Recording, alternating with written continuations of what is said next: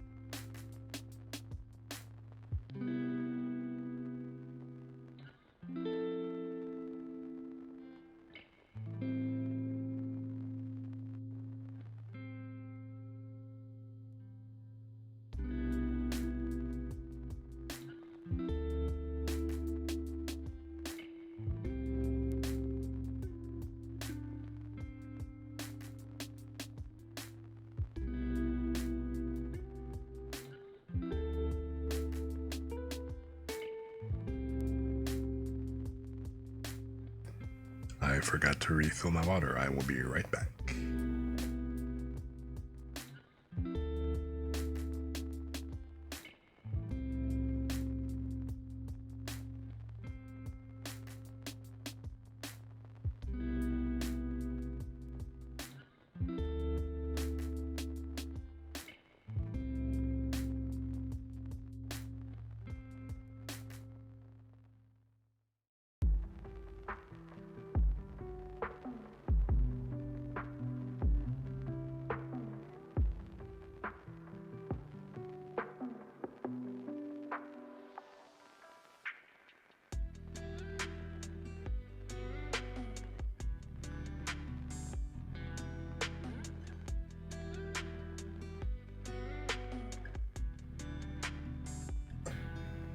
Okay, I have returned. Hello and welcome. So, thanks for tuning in and hanging out and stuff. I'm Chris Edu, if you haven't already met or hung out before. And on Thursdays I like doing reading streams where I just kind of do some bedtime stories, hanging out, kicking back, just chilling and relaxing. People like to lurk in the background, listen to me in the backdrop, and maybe drift off. So, if you're new here, or if you're not new here, feel free to drop in, kick back, relax. And you know what?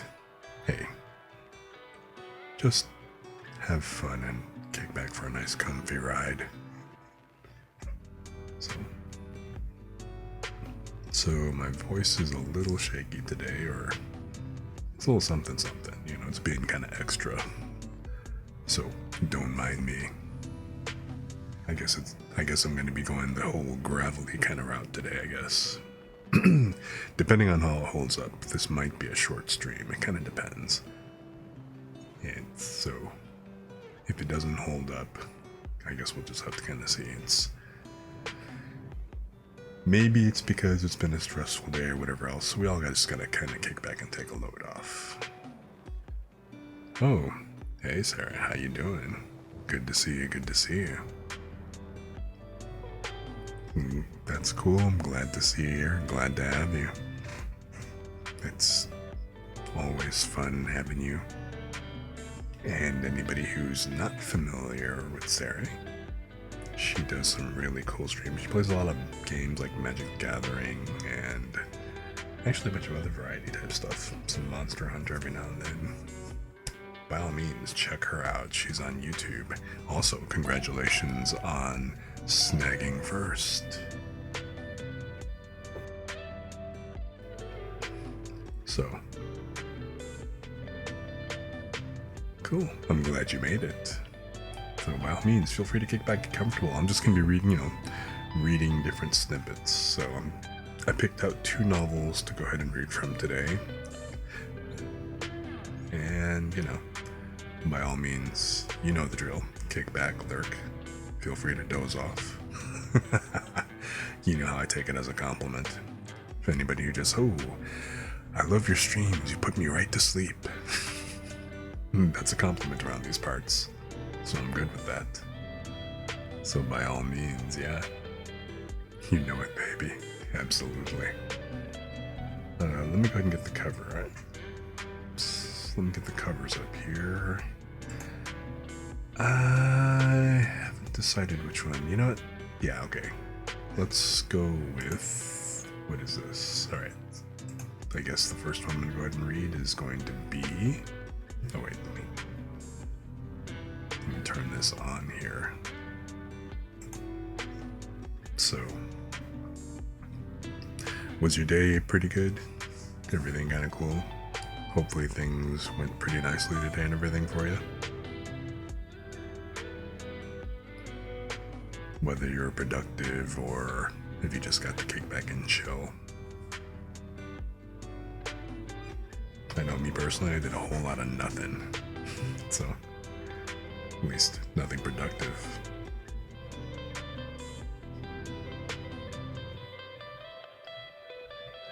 Hey, what up, Bez? Good to see you. Comb. And I think at some point I'll go ahead and activate that. And just get that whole redeem up and going.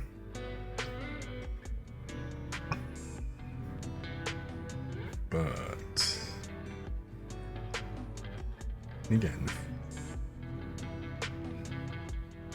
Good to see you guys. I'm glad you could make it. You've been on a lot late nights, dude, so... yeah, glad for you to come in and hang out with us. So I'm just kind of getting everything together and... whoops. Alright. So, first book today...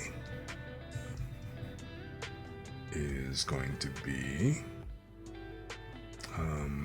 is it wrong to pick up girls? Is it wrong to try to pick up girls in a dungeon? You guys may have actually seen that that was actually a the anime for this came out a few years ago. Actually, they've had several different seasons, so it's been a lot of fun. The animes are a lot of fun. I like it. I have not really read the books, so this is actually going to be a completely cold read. I've never actually touched the book before. It's been on my shelf. It's been one of those things that I've been wanting to get to, but since I've actually watched the actual anime a couple of times, it was just like I didn't really get around to it. So...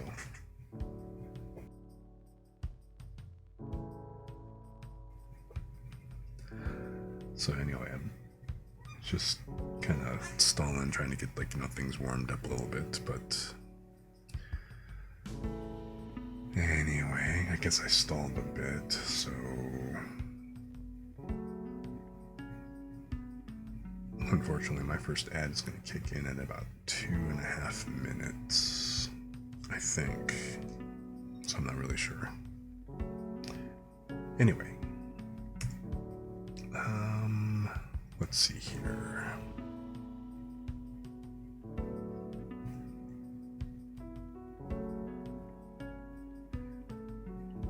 Alright, let me go ahead and hydrate, and I guess let's just kind of kick back in and get into it.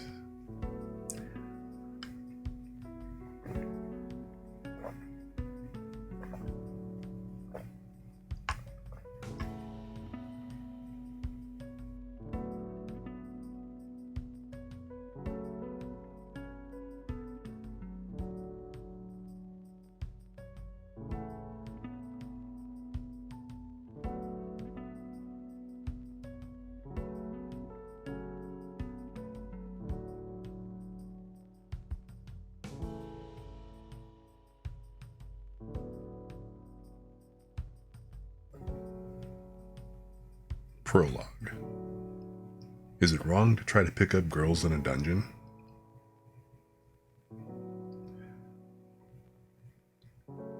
Is it wrong to try to pick up girls in a dungeon? You know, an endless labyrinth divided into multiple floors and filled with scary monsters. Expectation.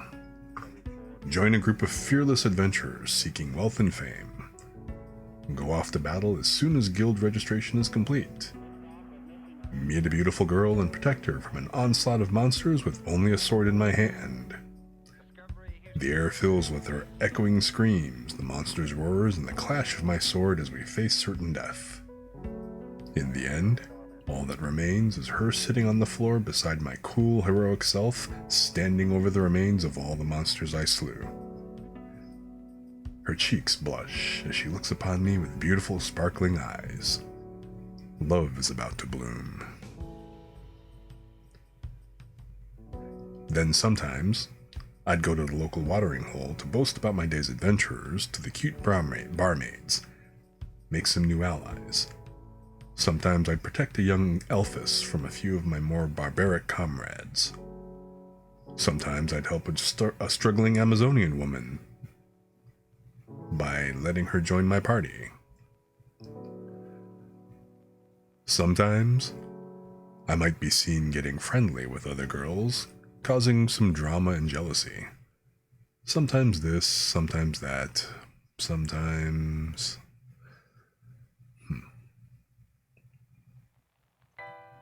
I want to grow up a bit, become the kind of hero men dream about in tales of adventure. I want to be more than friends with cute girls. I want to meet the ladies of all the different races. Isn't having these slightly corrupt and naive thoughts part of being a young man? Is trying to meet girls in a dungeon, no, a harem, really that wrong?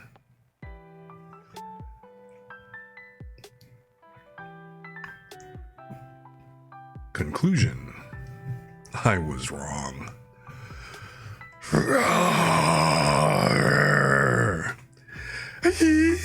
Well, okay, I can't do that, sorry.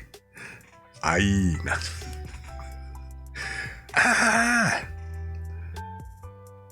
about to die, courtesy of these slightly corrupt and naive thoughts. Basically, I'm being chased by the bull-headed man-beast, the Minotaur. I'm going to be devoured by a monster that my measly level 1 attacks can't even scratch. I'm dead. So dead. Where did my dumb, despicable delusions get me? To the Minotaur's dinner plate, that's where. I'm such an idiot. I was stupid to think I was destined to find my dream girl in a dungeon. Striking gold in here, the golden locks of a beautiful maiden that is, was nothing more than a hopeless fantasy. Come to think of it, I was doomed the moment I decided to look for my dream girl in a dungeon where hundreds of adventurers die every day. What would I give to go back in time? To go back to that moment where I came of age and registered at the guild, eyes sparkling, and punch myself in the face. That would be so nice. But that's not possible, physically or otherwise. Ah! The Minotaur's hoof comes crashing down behind me. It missed! Huh? When did that crack get there? Not the most graceful faceplant. Here comes the hoof again. Roll now! Ah! All I can do now is scoot my sorry butt back. All the cute girls would laugh for sure if they saw me like this. From the start, guess I never had what it takes to be a beloved hero. My back hits the wall. Now there really is nowhere to run. I sprinted all that way, hall after hall, just to get trapped in a wide square room. And now I'm cornered. This really is the end, I think to myself. My teeth chattering and tears rolling down my cheeks. The Minotaur's nose is so close, its putrid breath pounding my skin. I look up at its ridiculously muscular body. It has to be at least twice my size. What's worse, it's gloating over me with a clumsy, broken smile. In the end, I didn't meet any girls at all.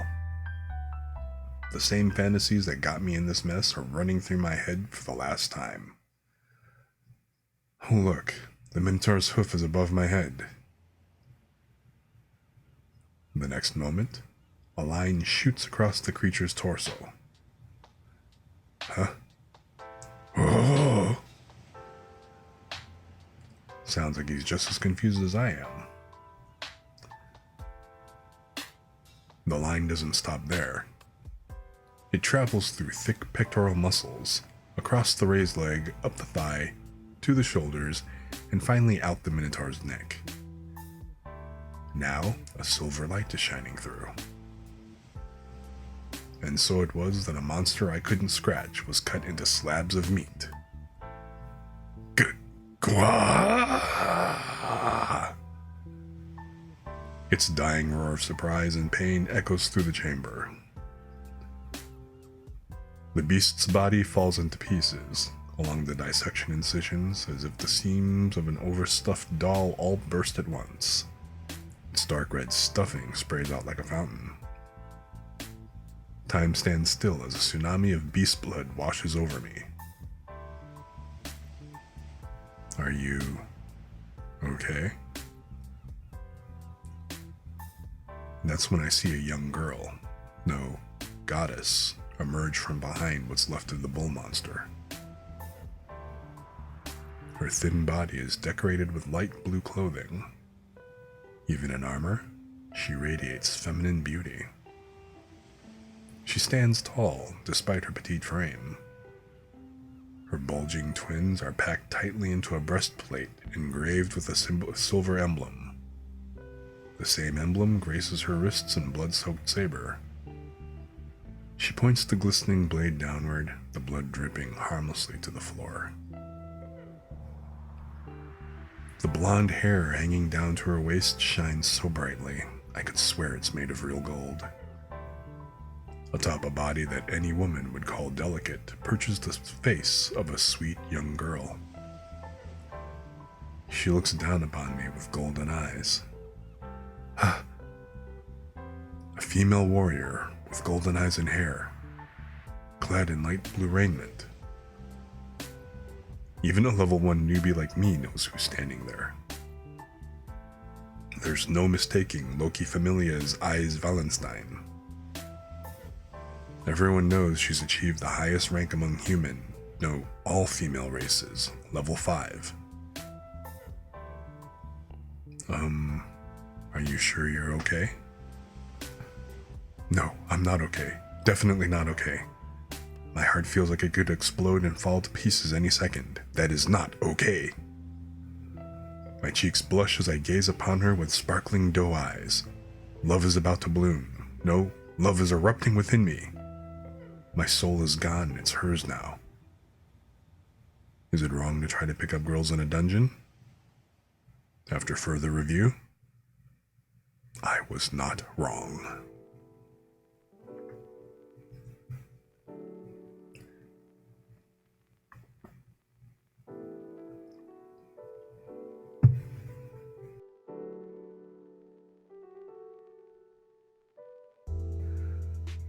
Chapter 1.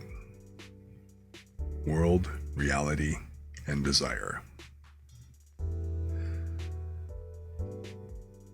Miss Aina! Aina Tull, a receptionist for the guild that manages all dungeon activities, looked up from the book she held loosely in one hand. Her long, pointed ears twitched as her transparent emerald eyes tore themselves away from the pages. Her mid-length brown hair shone in the earliest afternoon sunlight. Despite her good looks, she was not quite as perfect as the elves. It was as if her beauty had been glued on, but a corner was sticking up. The guild uniform, black jacket and pants, suited her thin frame very well. Known as the young Miss Congeniality within the guild, Aina was half human, half elf. Adventurers were usually out in a dungeon at this time of day, so Aina had decided to read and pass the time. She responded quickly to the voice that had called her name. He made it back safely again today. What had it been, 2 weeks, since this bright-eyed kid came in to register with the guild? It had fallen on her to become this 14-year-old's dungeon advisor and coach. He was an adventurer, a job that anyone, regardless of age or gender, could secure. But so many people died doing it. He was still a child, and she hated sending him into such a dangerous place. The only reason she worried for the boy's, Bell Crannell's, safety was that he was in her charge. She smiled, happy to hear his voice and relieved that he'd returned safely. She hurried to fix her glasses and straighten her clothes before he came through the door. Miss Aina! Someone covered in black blood flew into the guild? Is that him?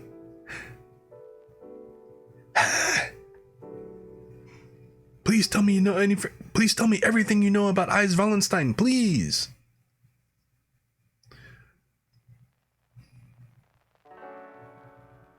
You know, Belle, after getting covered in blood, you should at least take a shower before coming in here. Sorry about that. I can only hang my head and listen as she speaks. We're in a small room set up in the lobby of the guild headquarters. Sitting in chairs across from each other, there's only a table between us. I'm clean at this point, but that doesn't stop her from making an overly dramatic sigh. I can't believe you walked through the city in as much as such a revolting mess. It makes me question your sanity. But hearing someone as pretty as Aina say something that harsh so directly cuts really deep. Tears are welling up in the corners of my eyes. Aina cracks a painful smile and gently pushes my nose with her finger. Be careful next time, okay? She asks, giving me a big smile. I nod up and down as fast as I can. So, you wanted information on Eyes Wallenstein, yes?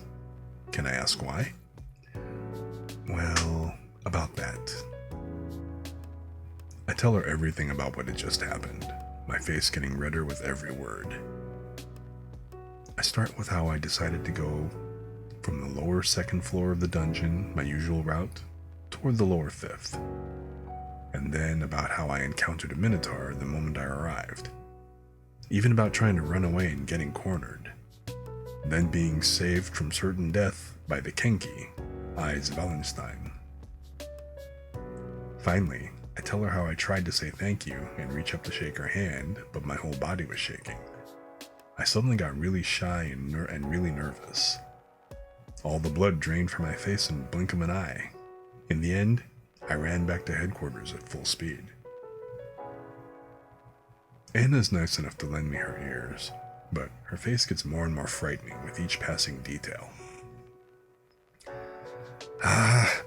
Why don't you ever listen to me? You're alone, solo, in the dungeon. You can't just suddenly go that deep without any preparation. How many times have I told you that adventurers shouldn't go on adventures? Yes, ma'am. Adventurers shouldn't go on adventures. That's Aina's motto. It may sound like one heck of a contradiction, but she's really saying, get some insurance and safety first. Seems like newbies like me really need to take her words to heart. I heard most adventurers who die in the dungeon are newbies too. No one could have guessed that an encounter with a category level 2 monster like the Minotaur would have happened on the lower 5th floor of the dungeon. Everyone knows that Minotaurs only show up on the lower 15th floor or lower. I can hear Aina's words now. No telling what'll happen in a dungeon. But seriously, if it weren't for that girl, I'd be dead right now. Just thinking about it sends shivers down my spine and almost makes me piss myself. I swear on my soul that I'll never forget another word out of Aina's mouth. Sounds to me like you've just got some weird fantasy about dungeons, and that was the reason for today's events. Am I right? Yep, she was right. But if I admitted that I went on an adventure to meet girls, she'd clobber me right here. It's true. The main reason that I wanted to become an adventurer in the first place was the not-so-pure goal of meeting as many pretty girls and beautiful ladies as I could, just like the heroes in tales of adventure. Anna probably saw it written all over my face when I registered for the guild. Even though she didn't try and control me, she always looks at me like I'm up to something. But from today on, I'm turning over a new leaf. All of those dirty daydreams are out the window. From today, I'll be going into the dungeons with a purer purpose. All because I met that girl. If it's okay, could you tell me about Miss Wallenstein now? Well, it's against guild regulations to give out adventurers' personal information.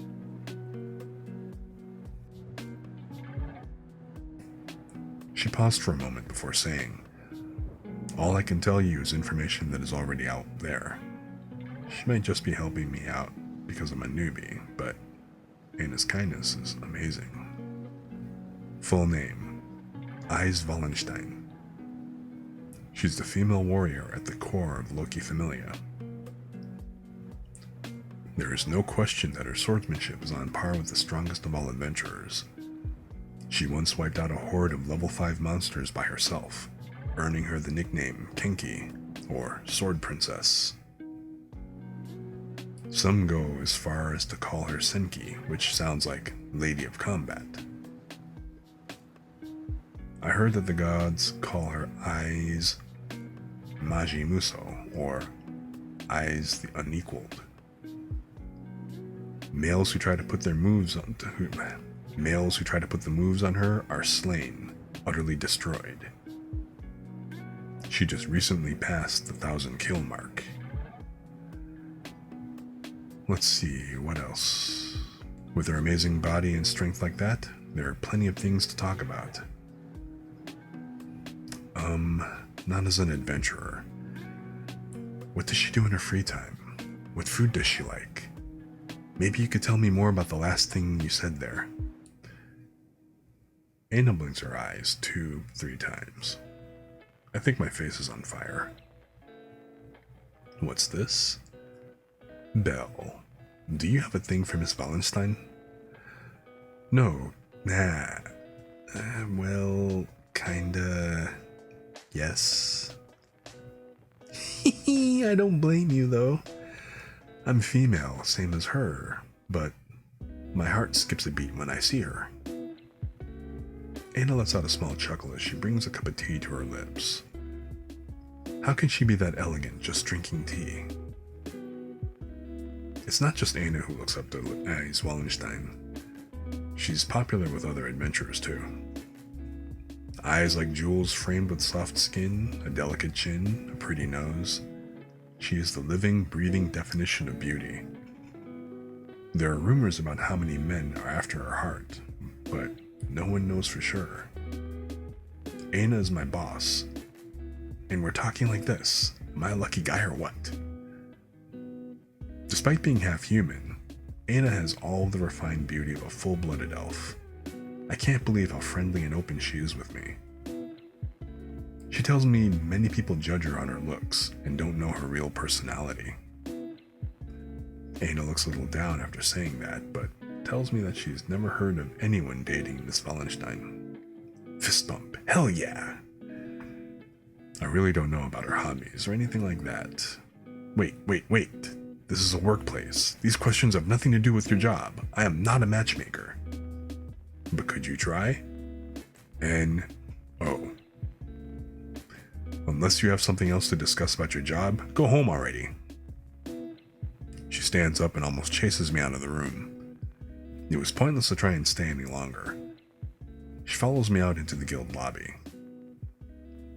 The lobby's a little bit underwhelming, even though it's made of white marble. But all the pictures of famous adventurers and various gods on the walls give me a sense of being part of something big.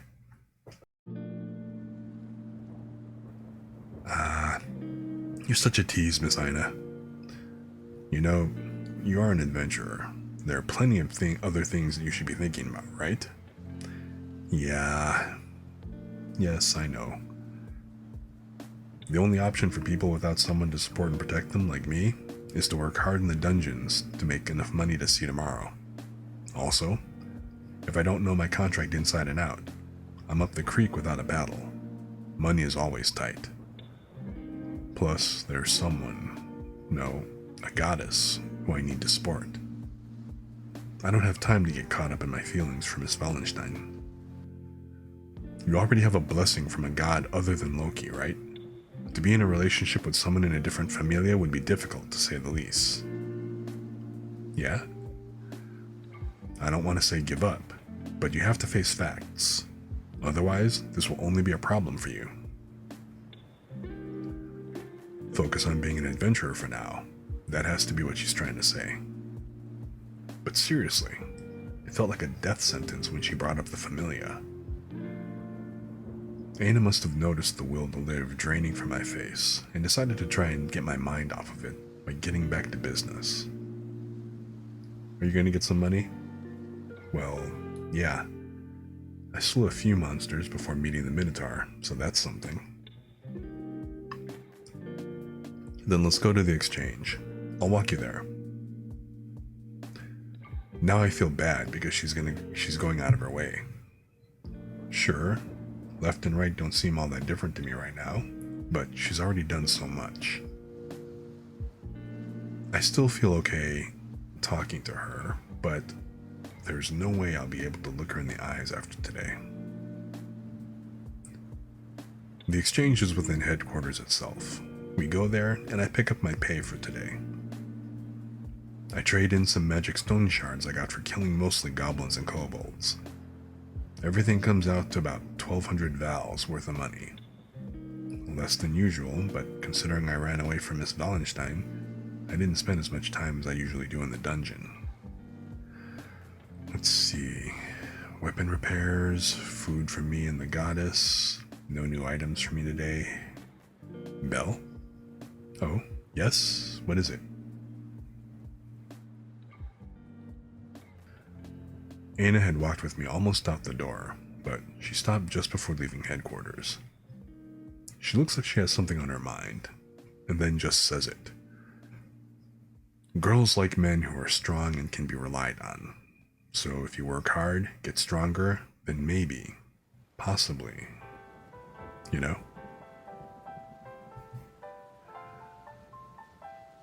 Maybe if you make a name for yourself, Miss Wallenstein might notice you. I stop and chew over those words for a moment. Did Anna, the boss who's always looking down on me, just say that? She's trying to cheer me on as another person, not a superior. Oh yeah, that's a smile growing on my face.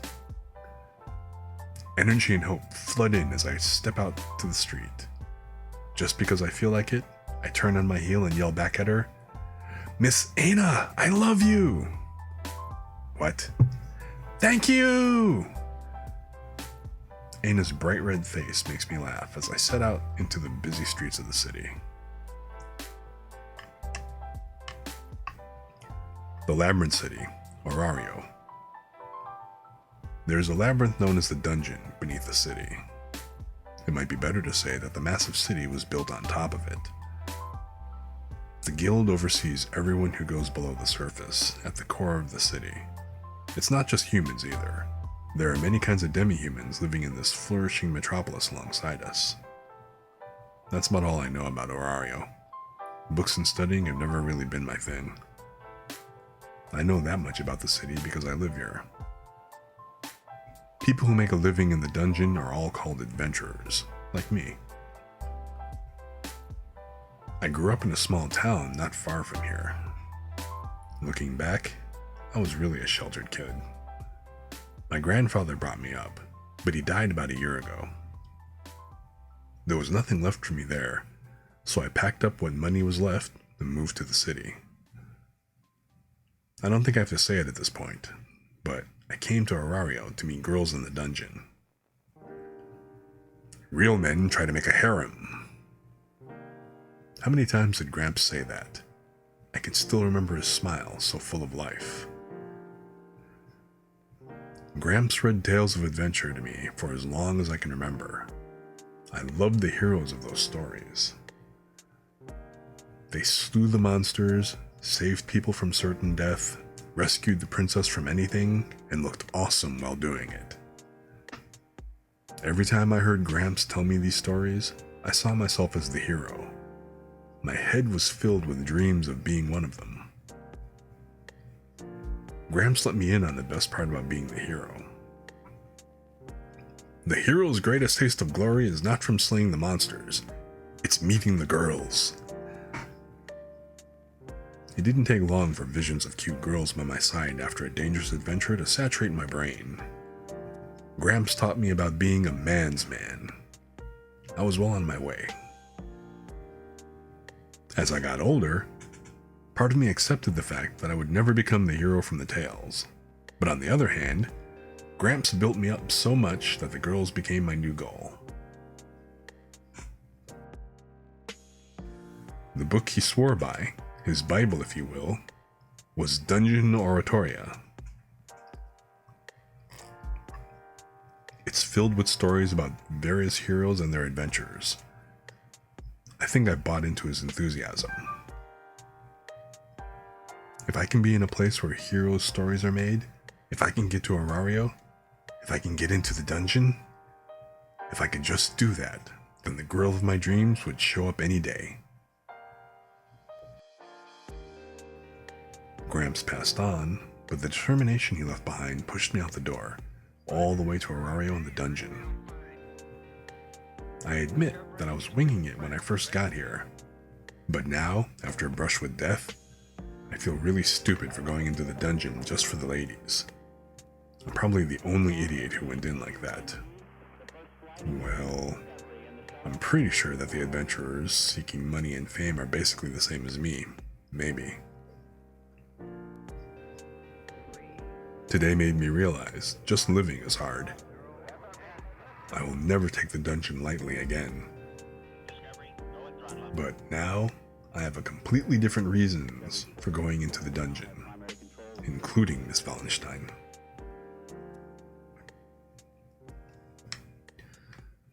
I slip into the multiracial crowd on Main Street. Dwarves, gnomes, animal people, brooms. Some look like normal townsfolk, and some look like a lot more dangerous. A human country boy like me is so out of place here. Even in this crowd, everything looks so new and interesting. The constant noise of the city is so invigorating, even though others complain it's too loud. I'll never get tired of this city. I work my way through the crowd, catching a few glimpses of some really cute and dignified elves along the way. There's the street I'm looking for. I make my way out of the crowd, off of Main Street, and into a smaller back road. There are so many twists and turns back here, I'm surprised I don't get lost more often. As the noise of Main Street fades, I arrive at a dead end. I crane my neck back to look up at an old rundown church in this cul-de-sac. I don't think anyone has been here in years. To think, this two-story building was built to be a place to worship the gods. Now it's not much more than ruin. There are pieces of walls missing. Well, actually, they're in piles on the ground where they fell. There's a hint of sadness about this place, left over from the people who stopped coming here who knows how many years ago. A statue of a goddess smiles down on me from above the main floor of the church. She's seen better days. Half of her face is missing, and chunks of rock from her body are gone. I've seen more complete Swiss cheese. Yo! There was really no need to check, but I wanted to make sure I was alone before going into the church. There are no doors in the main entrance. Not much for security. Then again, the inside isn't much better than the outside.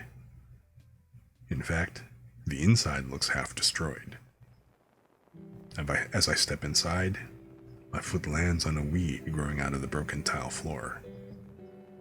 Pieces of the ceiling are either gone or about to fall. On the bright side, this lets in a bit of sunlight. The sunbeams light up what's left of an altar in the back of the church. I weave through the wreckage on my usual path, heading toward a small room behind the altar. It was once a storage room and is still lined with empty shelves, but the shelf at the very back corner is actually a door to a stairwell. I pull it back and climb down. The stairway isn't that long, and there's still some light sneaking in from outside. I had no trouble opening the door. "Goddess, I'm home!" As my voice echoes off the basement walls, the smell of home wafts into my nose. The room is small, but big enough to live in comfortably. The person I called is sprawled out on a purple sofa just inside the door. She looks up from her book and jumps to her feet. Just by looking at her, you would probably think she was a young girl about to hit puberty. Being that she's just a little bit shorter than me, many people would mistake us for brother and sister only a year or so apart. Her feet thump quickly on the floor as she runs up to me with a big smile on her kitty face. Hey, welcome back. Aren't you a bit early?" "Well, I almost died in the dungeon today." What? You okay?" "It'd be a real shock to me if you died. I'd be lonely and possibly really sad, too." Her tiny hands dance up and down my body, looking for injuries. I can't help but blush a little. Her kind tone and words always cheer me up. "Don't worry, I won't leave my goddess high and dry." "Oh? I'm glad you made up your mind because I need a lot of water." That's an interesting way to put it. Both of us crack smiles and walk into the back of the room.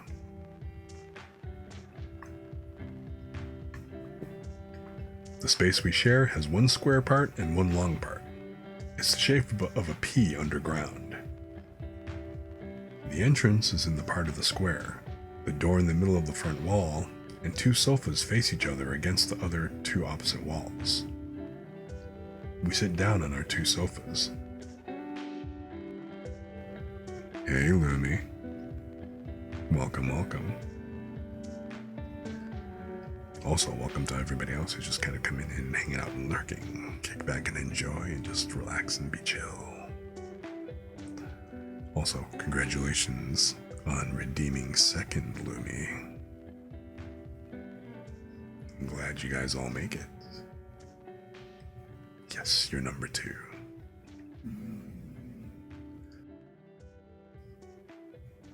The girl sitting across from me is without a doubt pretty. Her shiny jet-black hair falls down on the sides of her head to cover her ears, but is also long enough to be tied into 2 extensive ponytails that reach down to her waist. 2 ribbons with silver bells hold them together. Her round face and cheeks make her look very young, which is why I can't believe how much her boobs push up her clothes. I try not to look. Honest. It's hard not to. Add in her clear blue orb-like eyes, and she has an aura like a fairy tale character come to life. Although, by usual standards, she would become an absolute bombshell in a few years, I don't think her appearance will ever change that much. She is, after all, a goddess. I call her that for a reason. She's different from us humans, demi-humans, or the monsters that appear in the dungeon. She came from another plane, Dusdia. She won't age or change much at all like we do. Far above humans, she's even more influential than any of the heroes I idolized back in the day. I bet you didn't get much money at all today, did you? No, not as much as usual. How about you, goddess? Take a look at this. Ta-da! Those are... Yep. I did so well at the shop today that I got these potato snacks for free. Party night! Belle, I won't let you sleep tonight at all. Wow, great job, goddess. This influential goddess is working part-time as a human at a human-owned shop in Aurario. If she didn't, of course, we wouldn't be able to survive. Thank you for the lurk. Enjoy, kick back, and hey, take it easy.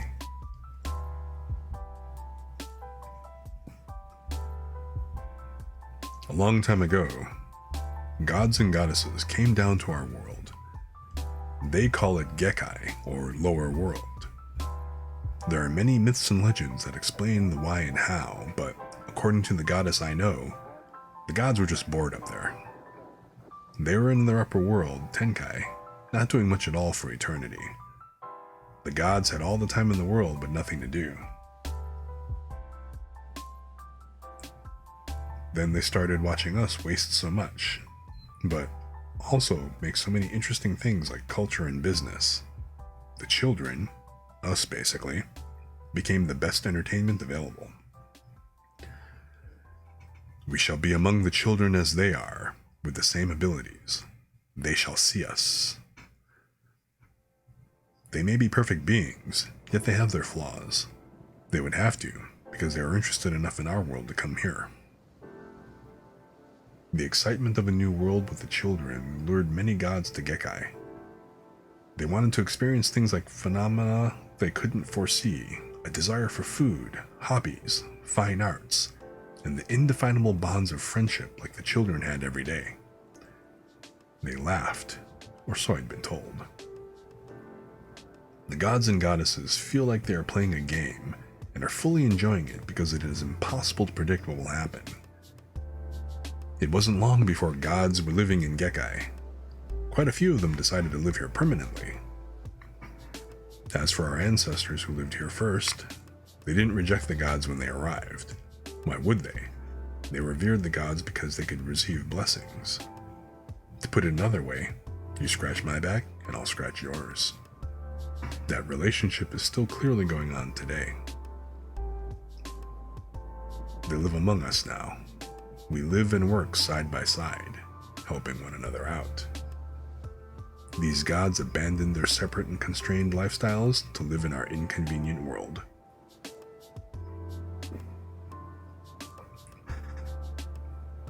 A ton of people walk around the city looking like mascots.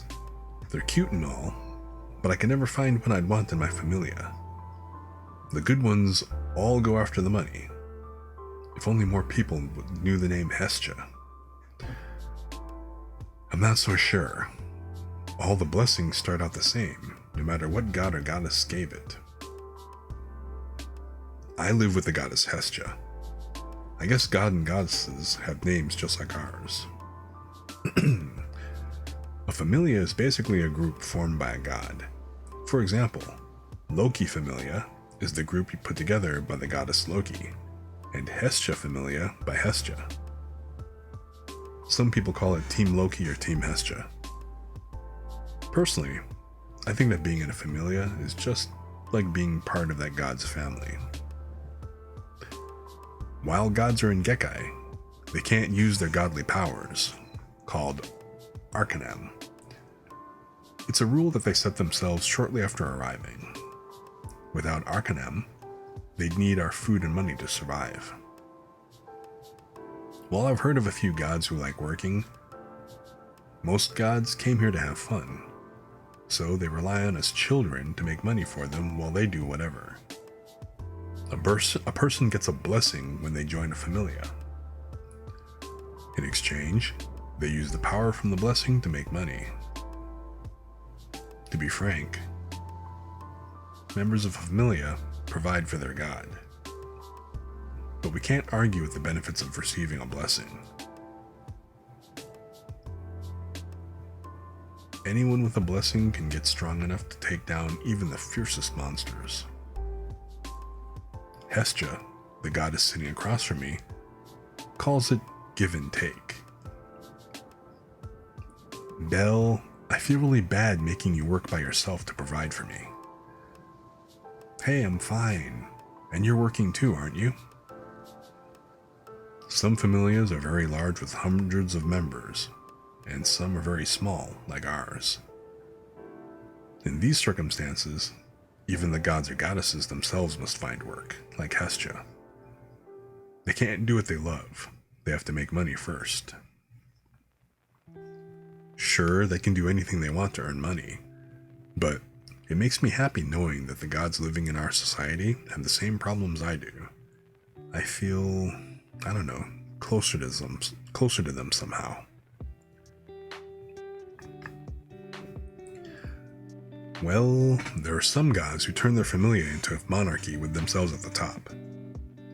They call it Kingdom Game or something like that. But even that is built and managed by people. Therefore, the gods have to follow our rules. There are some who say the gods are manipulating our society by behaving this way, but the fact that a god was able to create a kingdom is only because a group of people wanted him to. While the gods do watch over what we create, in the end, they have no way to give anyone an advantage over the competition. I'm sorry I made you join the family of such a pitiful god. Goddess. I watch her withdraw into the sofa. My voice sounded pathetic even to my own ears. I met Hestia while circling Orario trying to join a familia. I had just arrived, and I needed a blessing before I could become an adventurer. The famous familias always have people trying to join their already full ranks. So people with skills that would benefit the group get first priority. Country boy newbies like me get passed over. I wasn't just shown the door, I had it slammed in my face a few times. I think that Hestia could see that in my eyes when we crossed paths. Sort of like I was a lost puppy, and she brought me home. Hestia came to Gekai relatively recently and was staying with a friend, also a goddess, and her familia before she met me. She told me that she spent all day every day doing what she loved, reading our books. Her friend eventually got angry and kicked her out. But she wasn't heartless. Hestia's friend found this room under the church for her. But really, all blessings are equal. That's a fact. Everyone who receives a blessing starts from the same point. As for how they grow, well, that depends completely on them. In the end, familias are judged by the abilities of their members, just like any shop or any country. A familia is not strong because of its god, and neither is it weak. It's okay, goddess. Our familia just got started. Better yet, it's on the rise. Sure, it might be difficult now, but as soon as we get past this first part, we'll be sitting pretty. Once we get some money saved up, people will be lining up to join us. Belle, you are just so...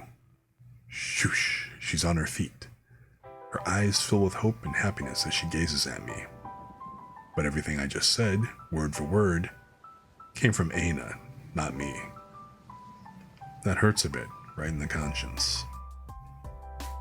But my goddess is happy. That's all that matters. She's the one who took me, a country boy dreaming about a harem and whatnot, who almost got crushed because of it, by the hand and encouraged me. She is very important to me. I want to help her any way I can. That was the first promise I ever made to myself. I wanted to help her when we first met, and that's not about to change. I was so lucky to meet someone like you. Now, for our future, let's update your status. Please. The goddess kicks her legs as she jumps up off the sofa. Her impossibly large boobs jiggle as she moves. I saw the bounce, yes, but I looked away. And now I'm smiling again, too. I really have to try harder to keep my eyes off her chest. Other gods call her Lolly Big Boobs, making fun of her otherworldly bust. But what the heck does lolly mean? Alrighty, off with the shirt and into bed like usual. Okay. I walk toward the bed as I unhook my light adventurer's armor and pull off my undershirt. I look over my shoulder into the full-length mirror at the end of the room. My topless, pale-skinned reflection with hair as white as Gramps' looks back at me. What really stands out is a clump of black markings on the small of my back. All of them are engraved into my skin by Hestia. She said it's called Falna, and it's the mark of a blessing from a god or goddess. Lie down, lie down. I do as I'm told and crawl onto the bed. As soon as my stomach hits the sheets, the goddess jumps on top of me and uses my butt as her own personal chair. You said earlier that you almost died today. What happened? It's a long story, but... She rubs my back as I talk. Going over the same spot once, twice, many times, she relaxes my skin. Ping! The goddess pulls out a long needle. I look over my shoulder in time to see her prick her own finger with it. A drop of her blood falls onto my back. The red drop literally sends waves through my body as it sinks in. You went into the deeper levels of the dungeon? To meet girls? What strange fantasies are going through your head? There's no way the ideal virgin you have in mind is going to be in such a dangerous place, now is there? Virgin? But anyway, it's not like that's what I want. I have morals. Did you know that an elf won't even touch someone who doesn't meet their standards? No need to get worked up. Yes, I know about the elves. But there are also groups like the Amazons. They want to have strong children so badly that women give themselves to men just because of their strength. I think you're going to wear yourself out, that's all. Oh. She looks down at me with an all-knowing glance after bringing that up. Meanwhile, she's kneading the spot on my back where the blood had landed, working down slowly from the left. She changes the markings. These markings on my back are my status, my Falna. A person's abilities rise when a god's blood is used to write hieroglyphs on their body. Only gods have this power. There's also a thing called Excelia. Simply put, Excelia is experience. Of course, it isn't something that can be seen or used by children in any way. But it tells what path an individual has walked up to that point. Gods can read a person's history in Excelia. They will know if by some miracle you slew a monster, for example. Excelia also fuels a person's growth through a blessing. Everything you've accomplished, both the quality and amount, shows up in Excelia. The gods can see what you've done, your life story. Kind of like a big sign that says, has completed such difficult feats as slaying a monster, etc. Seems like something the ancients would do, if you ask me.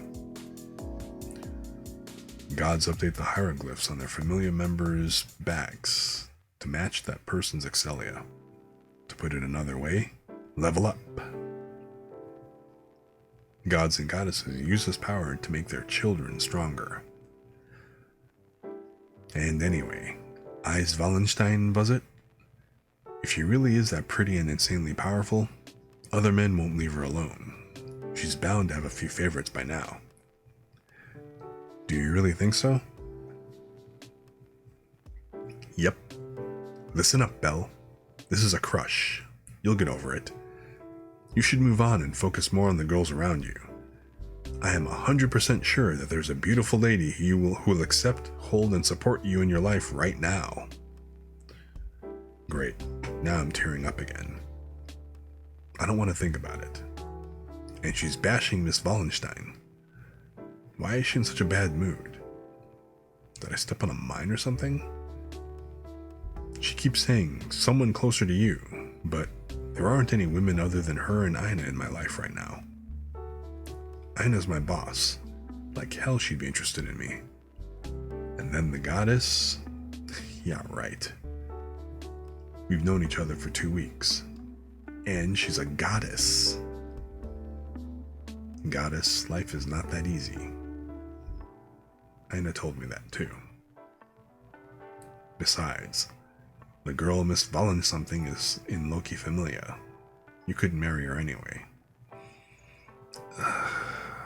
The final blow, right through the heart.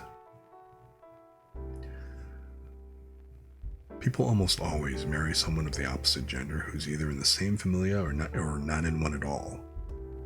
If two people from different familias marry, which group do the kids belong to? There are other reasons too, but the important thing is that so many issues get in the way that people avoid interfamiliar relationships. Then there are the gods themselves. They may have come here for entertainment, but they take their familias very seriously. Also, not all of the gods are friends. If two of them are fighting, members of their familias are instantly enemies. Members of each familia won't want to put their allies in danger. Aina said it first. It would be difficult for me, the only member of Hestia Familia, to have a relationship with Miss Wallenstein, a member of Loki Familia. All done. And just forget about that girl and keep your eyes open. You'll find somebody as long as you keep looking closer to home. You're cruel, goddess. No, I'm not giving up. I can't give up without even trying. We just met. There's no telling what will happen. I get out of the bed and pull on some normal clothes while trying to rebuild my confidence. The goddess reaches for a piece of paper to write down my new status. I can't read the hieroglyphs myself. No one can. So the gods learned a little bit of our written language to help us out. Even if I could read their hieroglyphs, they're on my back. Who could read something written there? Here, your new status. I take the paper from her lightly outstretched hand. Bell Cranel, Level 1. Strength 177. 182. Defense. Strength I 77. I 82. Defense I 13. Utility I 93 up to I 96. Agility H 148 up to H 172. Magic I 0. No magic, no skills. This is the fallen on my back, my status. There are 5 basic abilities: strength, defense, utility, agility, and magic. Each ability has one of 10 ranks: S, A, B, C, D, E, F, G, H, and I. Within each level, S is the strongest, and I is the weakest. The number next to the rank shows our exact ability level. 0 to 99 is the I range, 100 to 199 is H, and so on. 999 is the absolute maximum. It gets harder to get points as we get stronger, or so I'm told. Level is the most important statistic in a status. Every one of the basic abilities gets a major boost when the level goes up. It wouldn't be that much of a stretch to say a person evolves when they level up. There's a huge difference between level 1 and level 2. Level 2 is much, much stronger. The goddess calls it ranking up. Let's see. My strength, utility, and agility went up this time.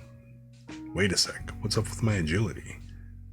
I went from H148 to H172. Up 24 points from yesterday? It must be because I got chased around for who knows how long by that Minotaur. The Excelia system is pretty simple. A person gains experience when they use a basic skill. For example, to gain defense, I would have to actually get hit by a monster in battle. But all I do is run and dodge, so my defense almost never goes up. Aina told me that armor and some weapons raise defense just by equipping them, but I just run away, so what's the point? Damn, this is embarrassing.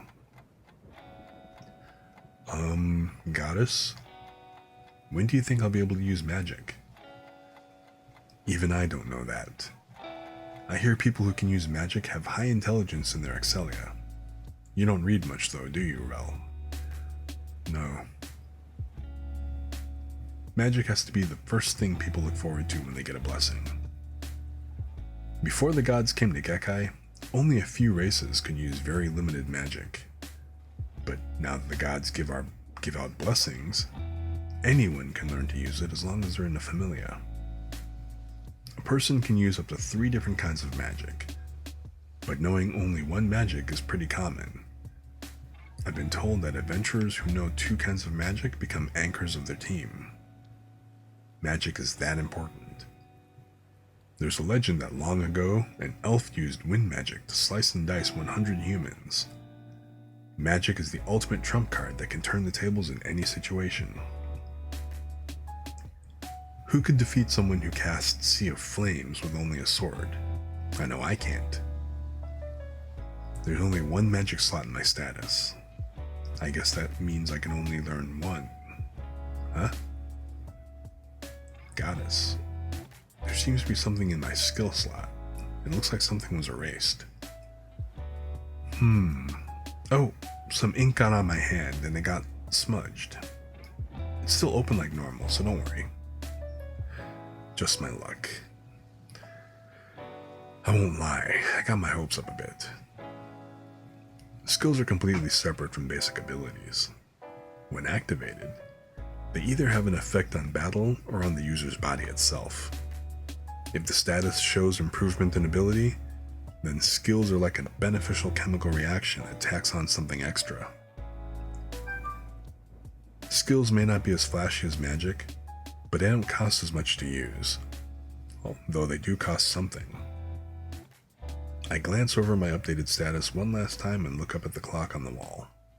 Then I turn to the goddess. Goddess, it's already evening. Shall I get dinner ready? I know we're gonna have a potato snack party, but that won't be enough to fill us up, right? Sure, I'll leave it to you, Belle. Right-ho. I run from the goddess's cute smile and go to the kitchen. I can only cook really easy stuff, but yeah. Anna told me I need to think more about money. I'll start focusing on that. I should try to save as much as possible from now on. I can feel the goddess staring at my back, but I have some ideas on how to rework my contract. Maybe I can get some money that way.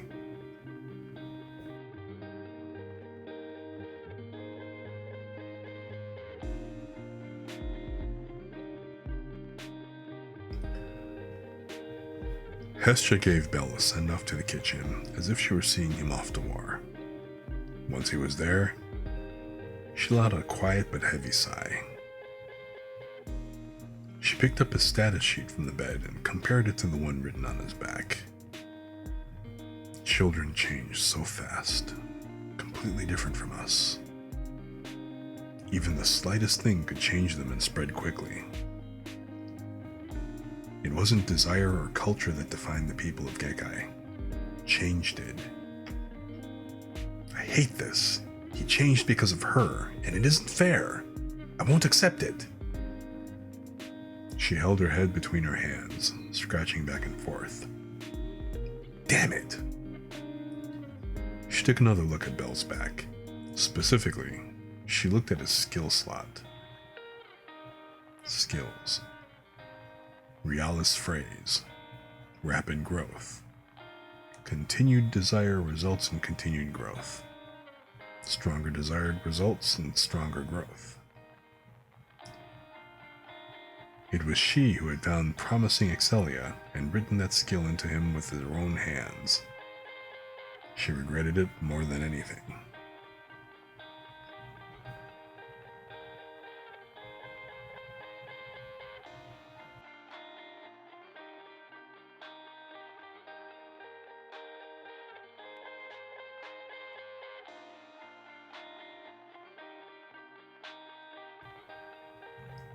Chapter 2. That's why I run.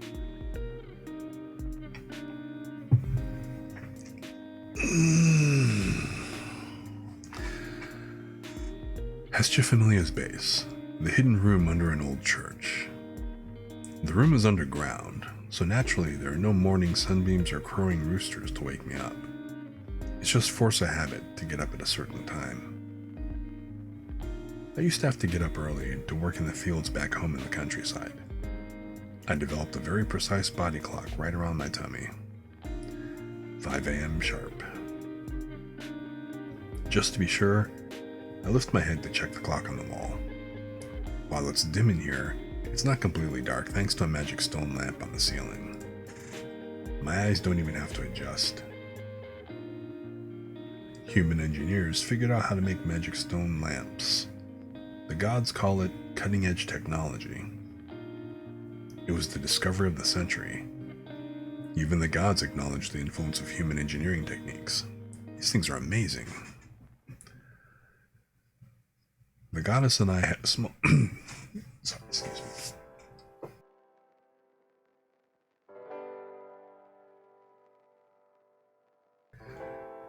The goddess and I had a small party last night. When we got sleepy, I left the bed to her and went to sleep on the sofa as usual. Sure, it's not that wide, but I'm used to it. I blink a few times to get the sleep out of my eyes. I should get up and wash my face and get ready to... Huh? There's something on top of me. Not the sheets, and it's round and extremely light. I'm breathing just fine, otherwise I would have noticed sooner. Just what is this thing? Maybe if I touched it. No way, it's the goddess? She's asleep with her face buried in my chest. Imagine that. Did she sleepwalk? I guess there's a first time for everything, but now I have to figure out how to get out of this predicament.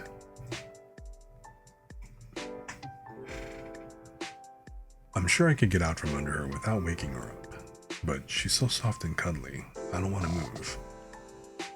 She's an extremely good body pillow, a godlike one. There are familiars that specialize in making items and weapons, but I can say for sure that they don't have anything like this. The goddess is incredible. With all due respect to her, I wrap my arms around her squishy body. If cotton were a liquid, this is how it would feel. This is bad. I really won't be able to get up at this rate. She even smells nice. Ah, a tiny yawn, and now she's snuggling her face into my chest like a little baby. She's so damn cute! Wait a second.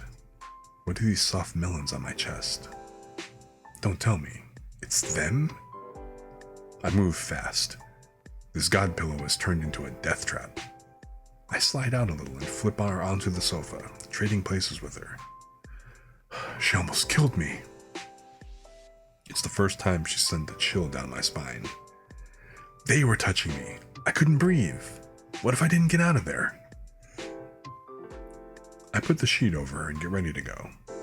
I shouldn't be here when she wakes up. Now that I think about it, wow, I'm an idiot. What have I done? She's a goddess, and I felt her on me. I sneak through the room and out the door without a sound.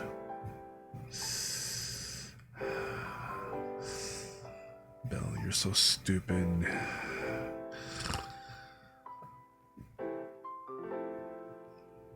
Well, that was an eventful way to wake up. I sigh to myself as the brisk morning air chills my skin. Main Street in the morning is very different from how it is in the afternoon. The streets feel much wider at sunrise. No people, no noise. Every one of the two-story shops have their shutters closed. The shops look like a long stone wall, all lined up in a row. The eastern sky is getting brighter. I'm not alone on the streets either. A few prums are setting up their store here, and a group of dwarves are talking in a cluster over there. By the looks of them, they're adventurers like me. I wonder if I'll run into them in the dungeon later on. I might have a lot in common with them. I got up, got ready to prowl the dungeon, left my goddess behind, and now I'm on Main Street. Ah, rats. I didn't eat anything. Growl. My stomach is talking to me. All I can do is trudge toward the dungeon and rub my tummy to calm it down. There's nothing in there, just hunger. At this rate, I won't be able to slay anything in the dungeon. Can't concentrate. I know I said I wanted to save money yesterday, but if I don't get something to eat, I'll starve before I can even get there. What's open at this time? Maybe I can find a nice morsel. Huh? Something's behind me, behind my right shoulder? Nothing? I'm not the kind of adventurer who can sense danger or anything. But I swear I felt the eyes of a killer on my back. Something saw me. Were they sizing me up? Whoever this is, they're not normal, and they aren't holding anything back. There's something on the cafe terrace setting up tables. 2 animal people standing on that corner over there, and a woman looking down from the roof of that shop. My eyes are jumping back and forth to all the people I can find. Maybe I missed someone over my other shoulder. Everything looks normal for an early morning on Main Street. There isn't even a suspicious shadow around. Then again, I probably look pretty suspicious standing in the center of the road with my head on a swivel. As soon as I look at anyone, though, they get right back to work. Am I going crazy? Is the black hole in my gut playing tricks on me? My heart is pounding in my ears. I know there's definitely something around here. Excuse me. I spin around and raise my fist to defend against the source of the voice. Onlookers probably think I'm overreacting. A girl, a human like me, is standing there. She wears a white blouse with light green knee-length skirt. On top of that is a salon apron. Her simple blue-gray hair is tied into a tight bun on the back of her head, but a ponytail sticks out from the center of it. Her eyes, the same color as her hair, look innocent and rather cute. She's so scared that her smooth, milky skin is all bunched up around her eyes. Oh yeah, my fist is a few inches from her jaw.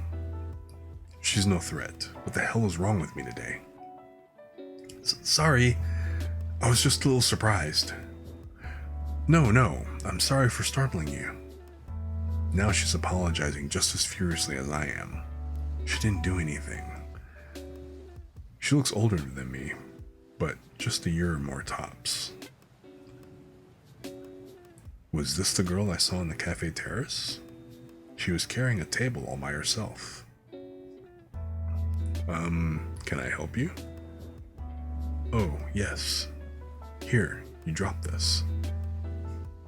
A bluish-purple crystal sits in her outstretched palm. A magic stone? Huh? I crane my neck around to look at the pouch strapped to my lower back. I use this fist-sized pouch to hold all the magic stones I collect from monsters in the dungeon. A drawstring usually keeps it wrapped up pretty tight. Is it loose? I thought I exchanged all the stones I collected yesterday as headquarters. Did I miss one?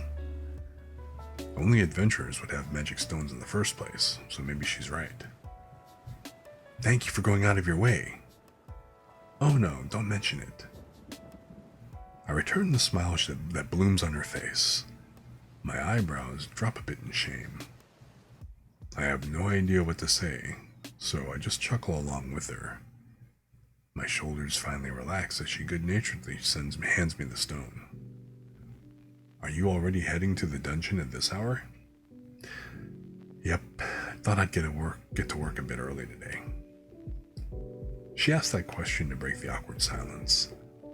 I didn't know what to say myself, so I'm glad she spoke up. I'll try to say goodbye after a little small talk.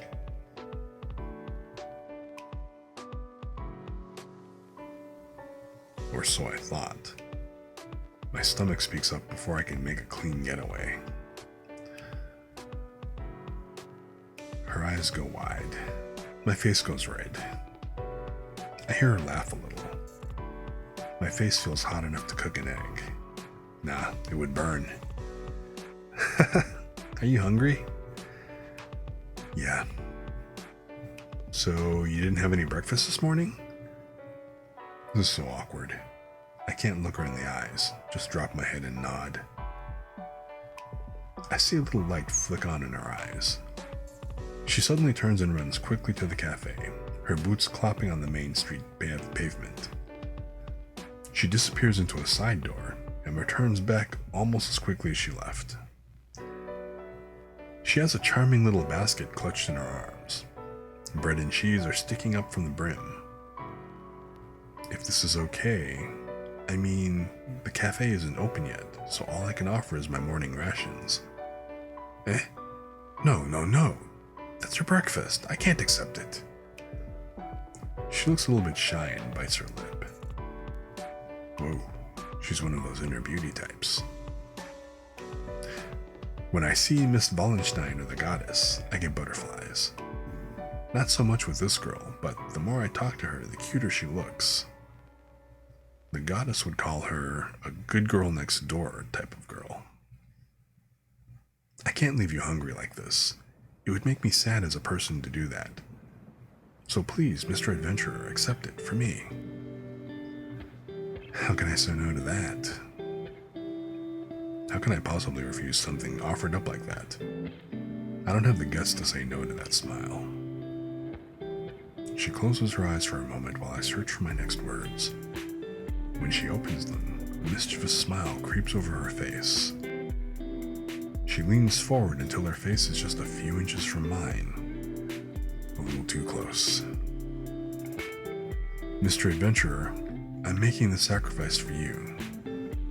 So in exchange for the bread and cheese this morning, in exchange, you have to eat dinner tonight at the bar I work at.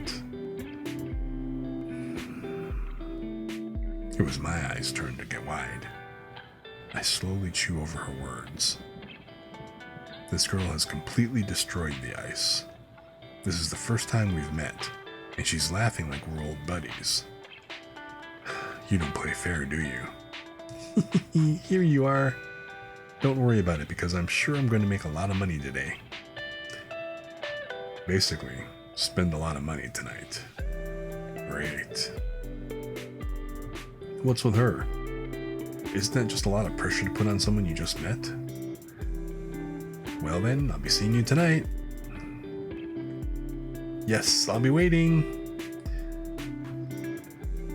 She laughs for me as I leave.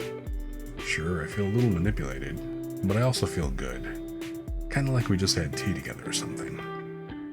Why am I suddenly so shy? I hold the basket in one hand as she sees me off. I look down Main Street toward the tower at the center of the city. Lines of tall buildings pierce the morning sky, but the center tower looms over all of them. The dungeon is waiting below it.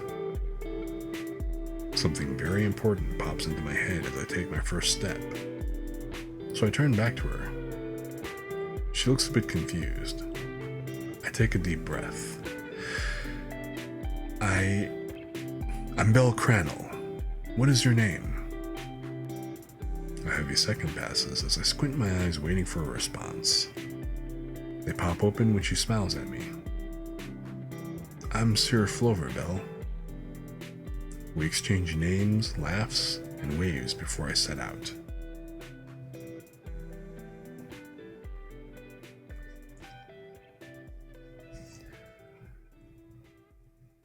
The dungeon was here before the gods came down to our world. There was a city above the dungeon, too, just much smaller than it is today. I've heard the guild that was there as well. What I'm trying to say is that there were people who joined the guild and fought monsters without receiving a blessing. Gwia! Ha! Part of me doesn't believe it was possible. The other part of me is completely awestruck with admiration for the adventurers of old. I have a blessing, but I only recently got strong enough to slay kobolds. Those guys fought and slew monsters that were far more powerful in this very dungeon. Yeah. Yeah. Yee. What if those adventurers were here now in the present? What if a warrior who could dominate enemies with pure power was here? If that warrior were in my situation, he could mow these monsters down and pick his nose at the same time. Rah! There's just no way. I can't do this. Damn it, you coward! Rah!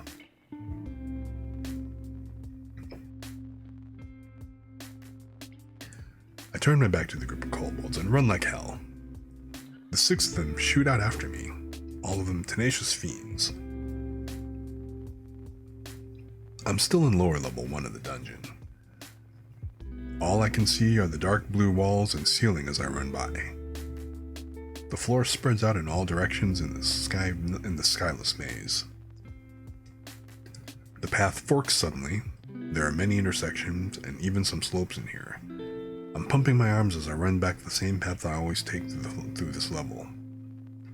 It's still morning, and I'm pretty sure I'm the only one here. I was playing it safe, staying on level 1, and had the luck to run into a group of these bastards. There were 8 of them at first.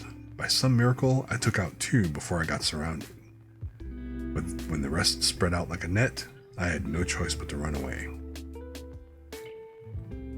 Kobolds don't do that.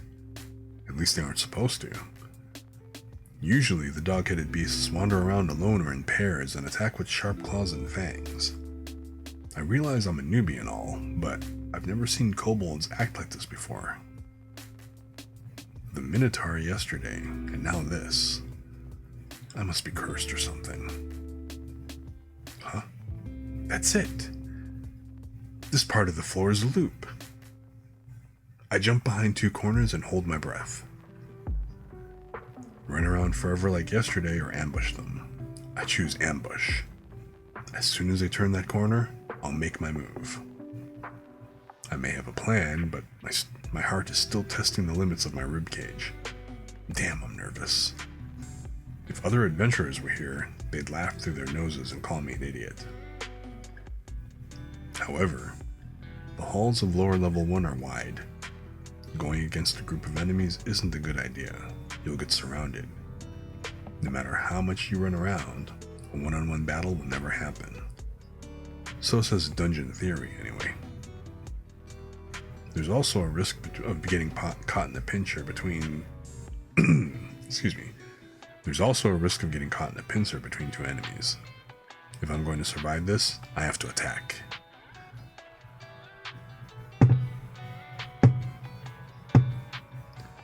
The thumping sounds of their feet are closing in. I look down at all 5 of my fingers, clenching even tighter to my dagger. I, Belcranel, am a dagger wielder. This particular dagger is about 20 selch long and is my only weapon. My sweaty palm grips even tighter, and I try to focus through all the beast's howls, echoing through the corridor. Forcing my heart to be quiet, I take a deep breath. The second I see their bloodshot eyes turn the corner, I spring the trap. Yeah! Geh! Time slows down. I lock eyes with their leader. Jump! My reflection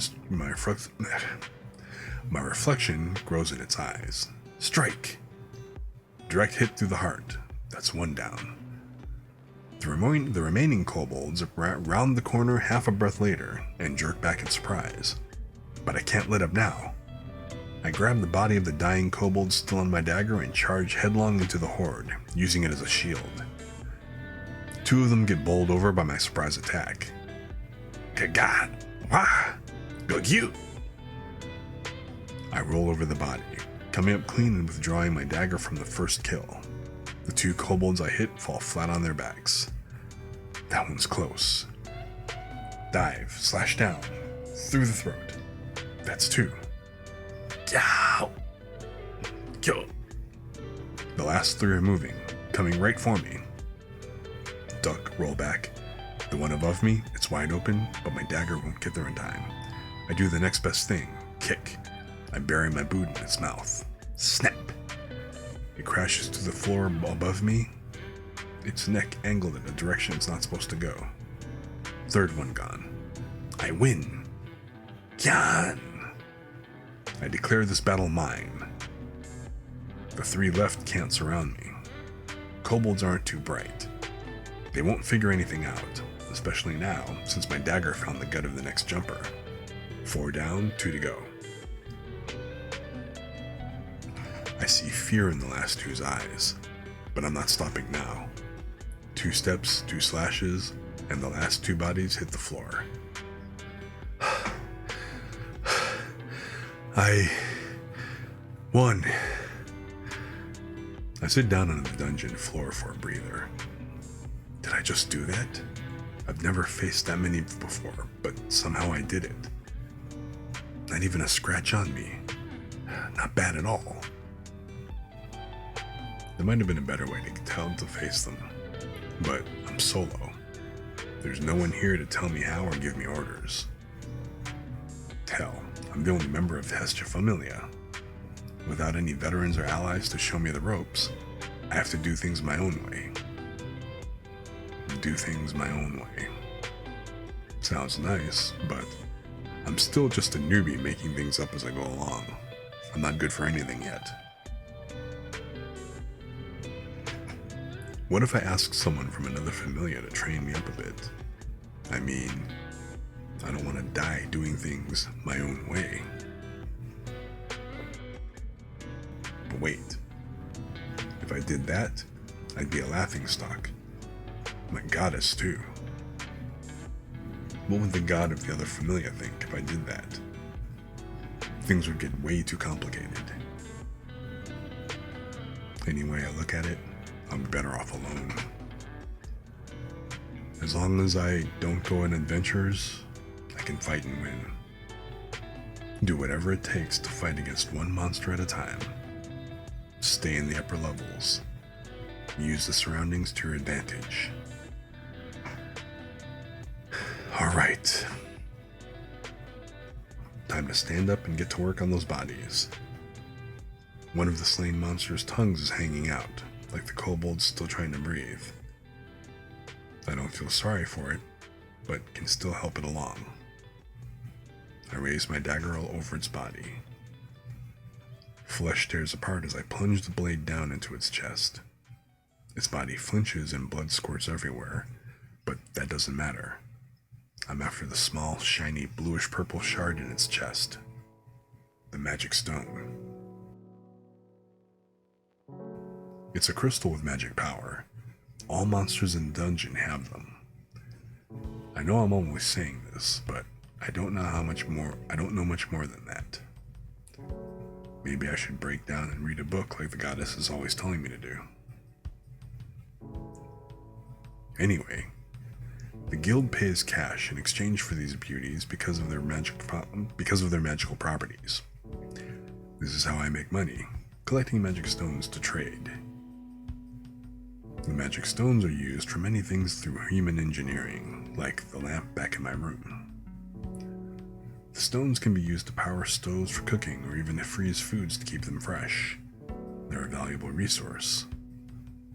Aurario sells the stones to other cities and countries for big money, or at least that's what I've heard.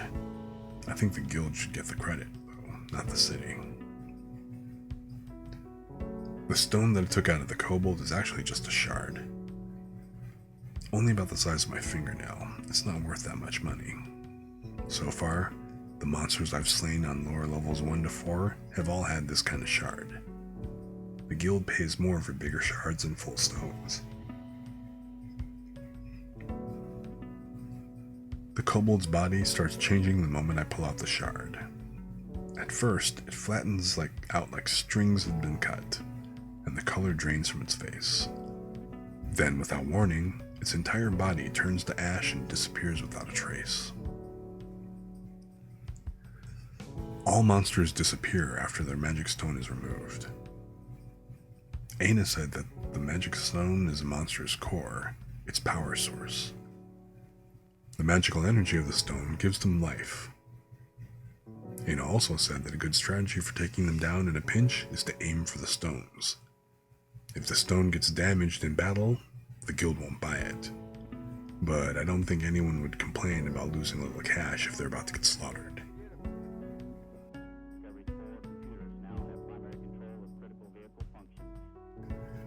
I watched the rest of the body dissipate, but I can't relax yet.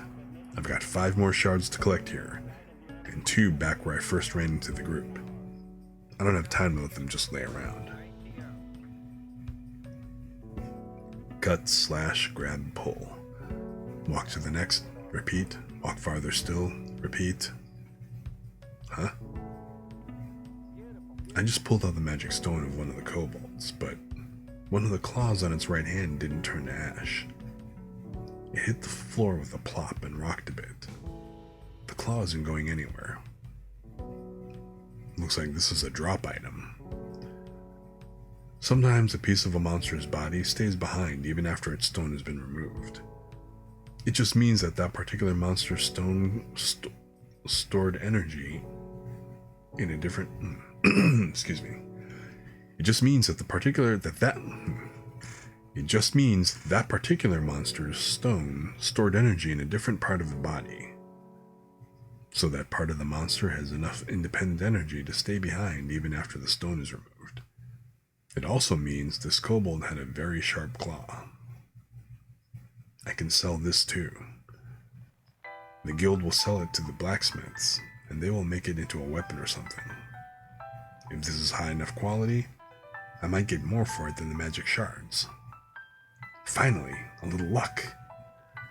I put the shards into my pouch, but I put the kobold claw into my black backpack. My backpack may look bland, but it has a few secrets. It was made with high quality material and woven with magic. It can hold more than your average sack.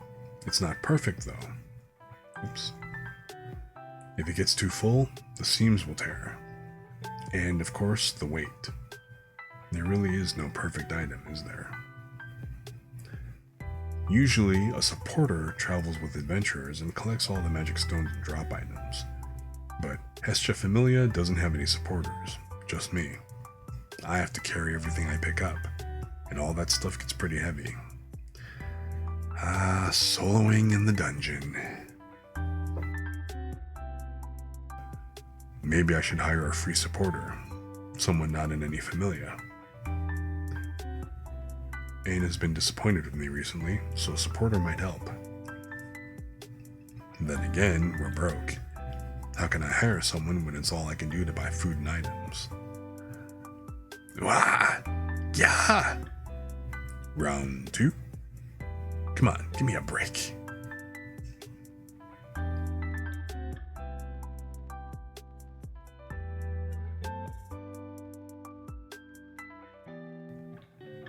The dungeon is a weird place, even if you ignore the magic stones. This is the only one in the world. Like I said earlier, it's been here since the gods arrived on Gekai. There are legends about the bottom of the dungeon. They say it's connected to hell or some magical world. You'd think the gods would be able to tell us what's down there, but they never give us a straight answer. The dungeon is a dungeon. What else can you find there other than a dungeon? Words of wise for sure. The gods must really like this place. I was shocked the first time I heard that the dungeon itself is alive. It's not like the walls are made of muscle and chase you around. They don't move at all. In fact, adventurers have mapped out many of the floors. The maps are for sale at the guild. I heard that the farther down you go, the floors get mind-numbingly huge. So the maps are less and less complete the lower the floor. When I say alive, I mean it heals itself. If a wall is damaged or destroyed one day, it's back to normal the next. The magic stones may not be that impressive, but The dungeon itself is made from something really special. Even our best scientists can't explain how or why these things happen. All they can do is watch and marvel at it. The walls have to be made of something a lot like magic stones. Sunlight never reaches inside, and yet it's always bright enough to see. The ceiling of the first floor is speckled with tiny lights like sparks all over the place. No matter what time of day it is outside, it's bright in here. Let's not forget the monsters. They're born in the dungeon. Literally, in the dungeon. They hatch from the walls. I'm not kidding. Many adventurers have seen it firsthand. That's why no matter how many monsters are slain, their numbers never go down. But they don't just hatch anywhere. Each floor bears different monsters. Sure, some irregulars might go up or down a floor or two, but most stay on their birth floor. On a side note, the deeper the floor, the stronger the monsters. The floors themselves are connected by stairs, slopes, what have you. If I make a mistake and get lost, I can't warp to the dungeon entrance. No one can. We're not gods, you know. Adventurers and monsters can only rely on their feet when in the dungeon. Monsters are only ever born in the dungeon. So if the dungeon is contained and managed, there's no threat living above it. That's how the first guild was formed. Now the benefits of the dungeon and the guild go hand in hand. A goblin nearly killed me several years ago when I was a kid. Most likely it descended from goblins that escaped from the dungeon before the guild was here. Monsters live far and wide across the world as well. So yeah, they can breed just fine.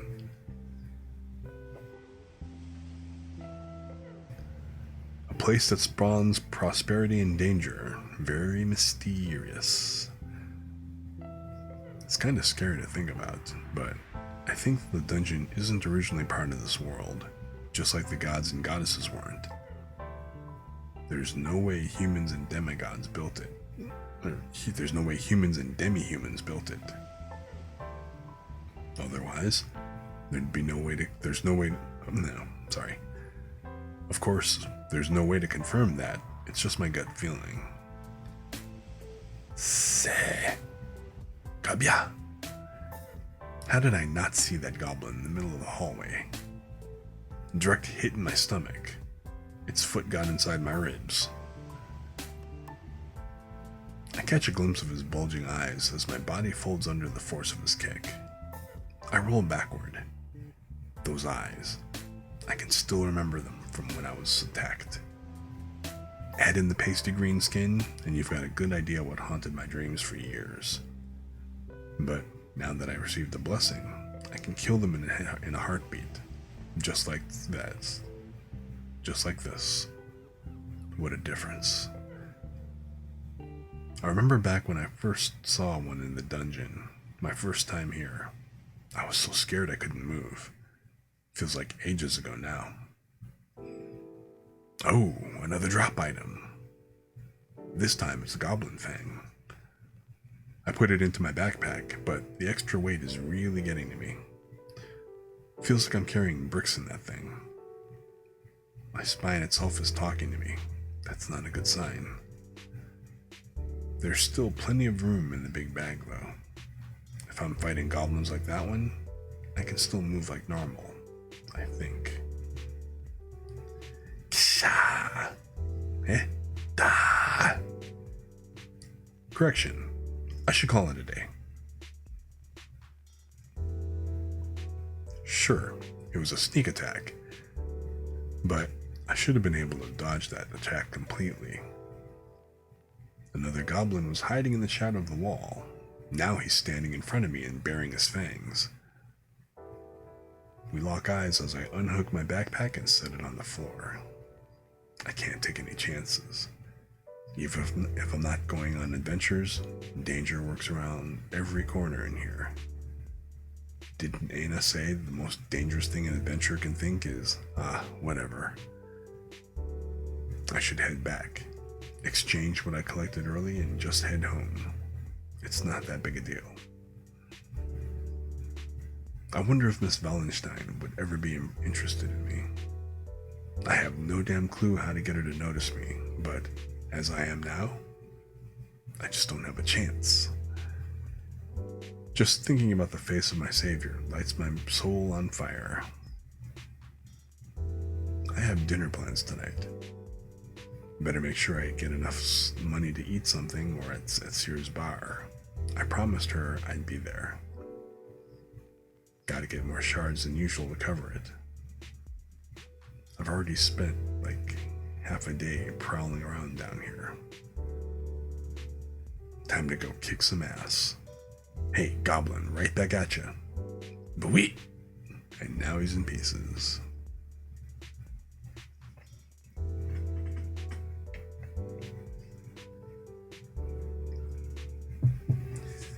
Bell Crannel, level 1. Strength, I-82 up to H-120. Defense, I-13 up to I-42. Utility, I-96 up to H-139. Agility, H-172 up to G-225.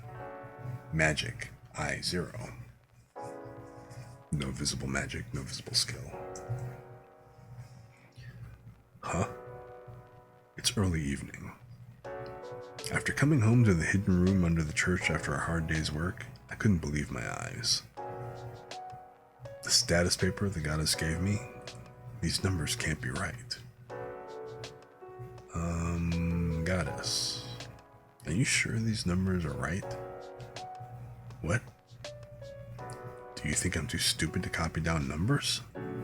No, it's not that. It's just, I don't understand how my status could have gone up this much.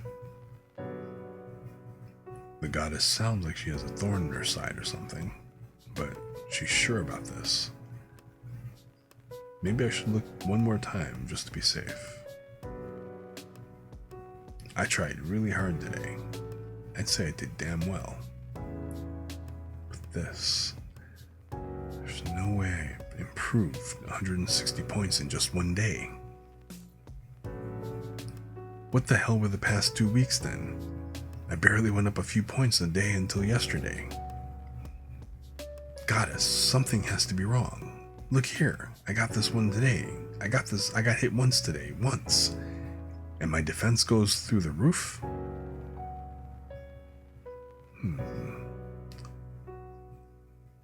I only took damage from that one goblin.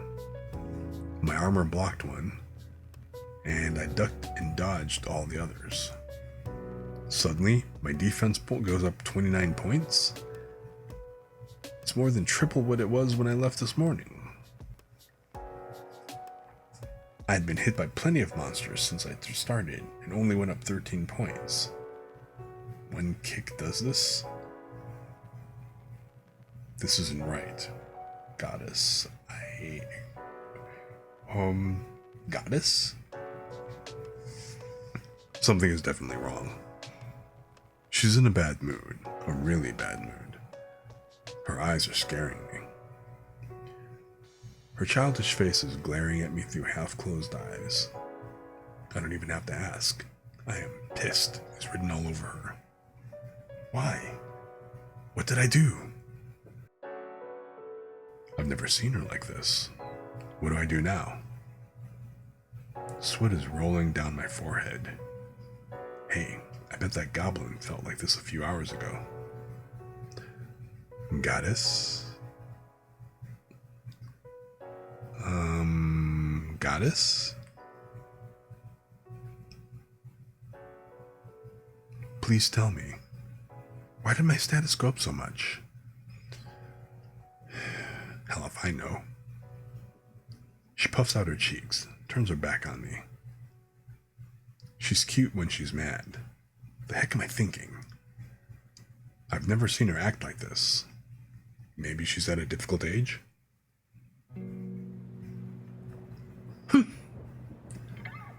She stomps off to the closet, making angry sounds along the way.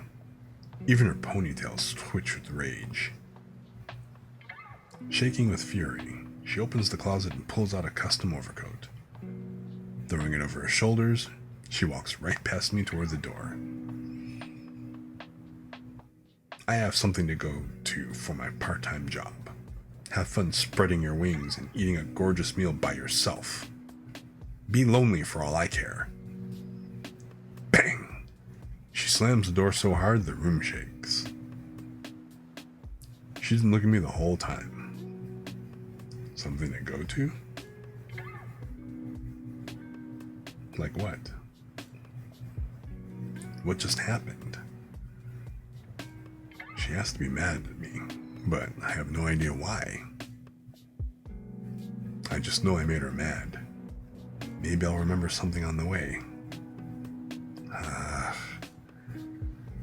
I need to cheer up before getting to Sears.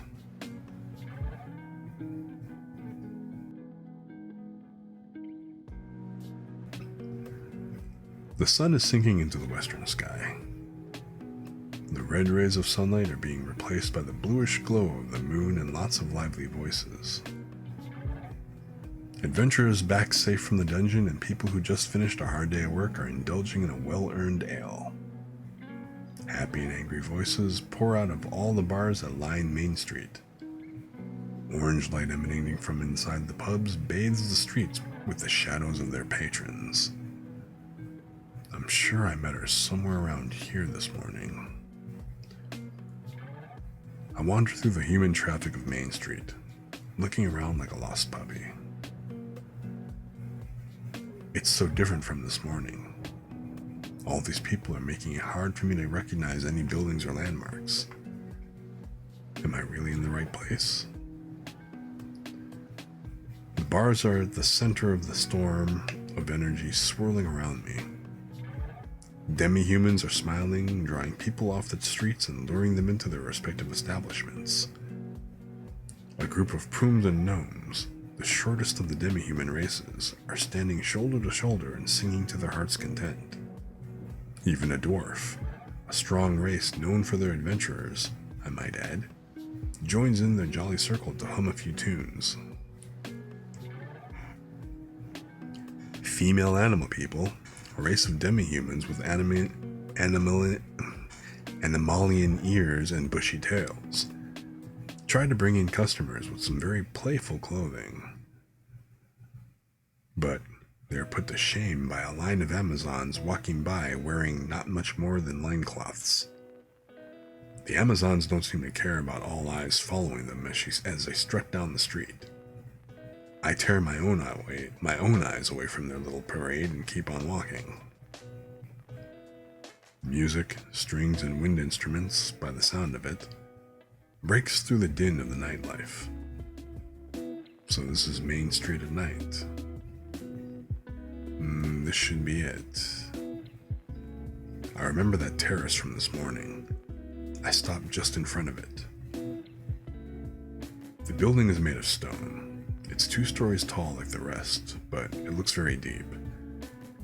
It might be the biggest bar in the area. This has got to be Sears Bar, the benevolent mistress. Quite the name, and quite the sign is written on. I step up to the door and take a peek inside.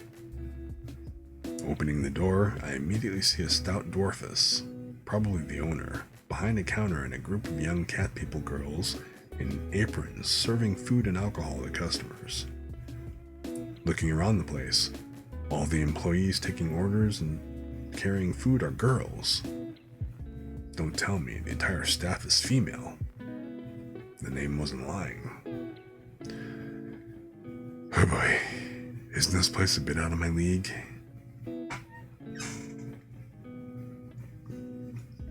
There's even a proud elfess working here. I clear my throat. I wonder which one will come to greet me.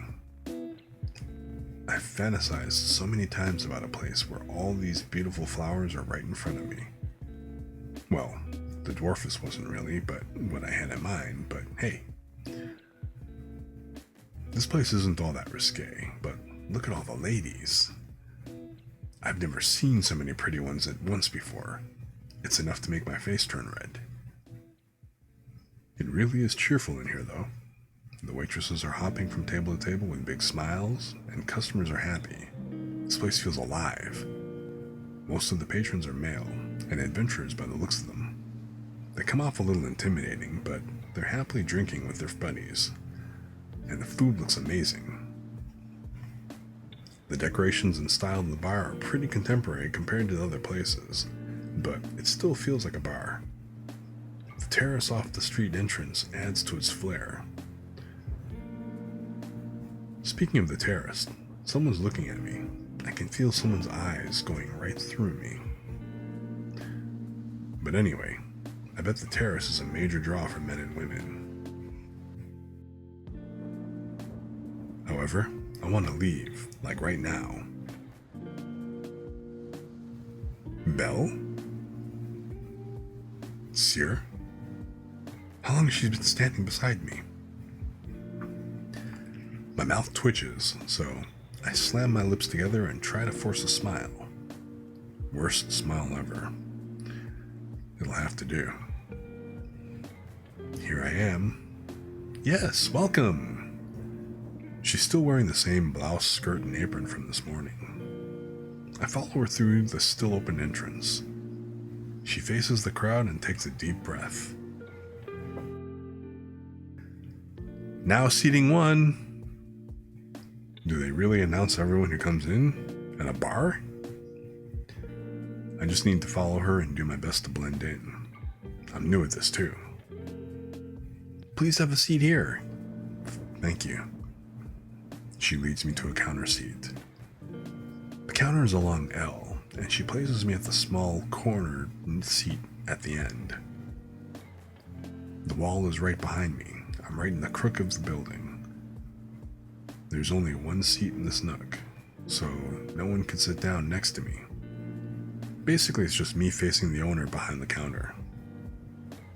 Maybe Seer realized this is my first time and gave me a good seat to get my feet wet. I won't bother any customers here and can eat at my own pace. She might be going out of her way to help me. So you're Seer's guest, eh?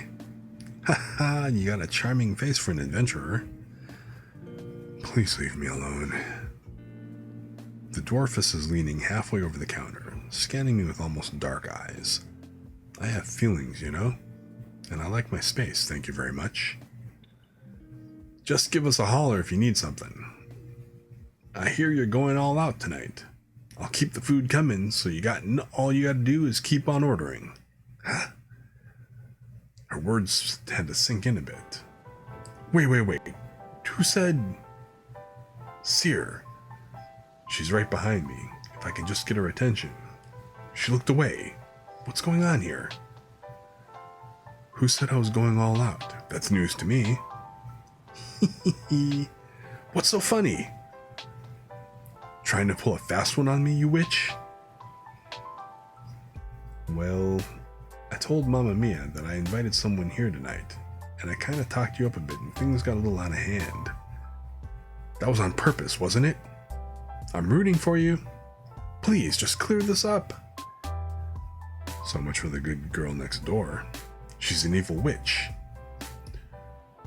I won't be going all out. My familia is dirt poor. It's impossible. I'm so hungry. Couldn't eat breakfast. My strength, it's leaving me. Oh, haha.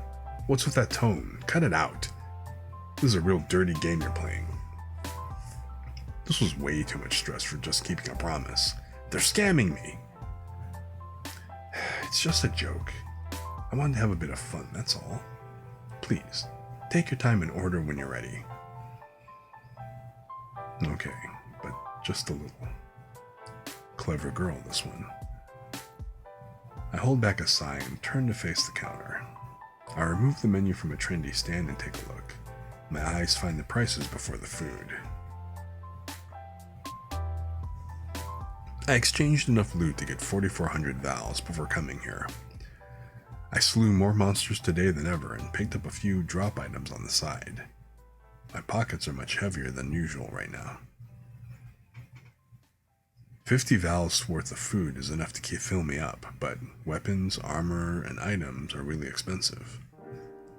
I want to get some better equipment, but one healing potion costs 500 valves a pop. I barely have enough to pay for repairs for my own weapon and armor. My dagger cost me 3,600 valves, and I had to take out a loan from the guild to cover it. I finally paid them back for that in my armor, but they're really taking advantage of adventurers.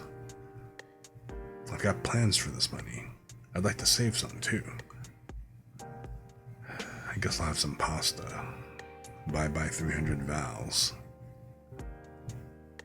The food here all has a flashy style to it. This is my first time eating food at a bar, but other places have to be cheaper than this. How about some ale? I politely refuse the owner's offer. I'm underage, but more than anything, I just don't have the money. She just ignores my words and thumps one down on the counter anyway. Why did she even bother asking? Are you enjoying yourself? I'm a bit overwhelmed, actually. Sure comes back when I'm about halfway through my pasta. There's a hint of irony in my voice. She unties her apron. Her dusty blue hair shakes as she pulls it over her head. She puts it up on a hook on the wall, drags a stool up next to me, and sits down. What about your job?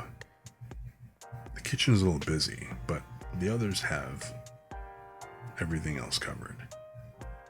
Things are slowing down a bit too. She shoots a pleading look at the owner, asking for permission.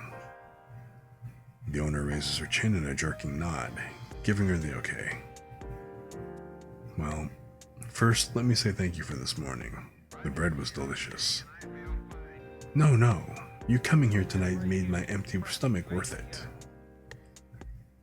Don't you mean it was worth it to force me to spend a lot on dinner?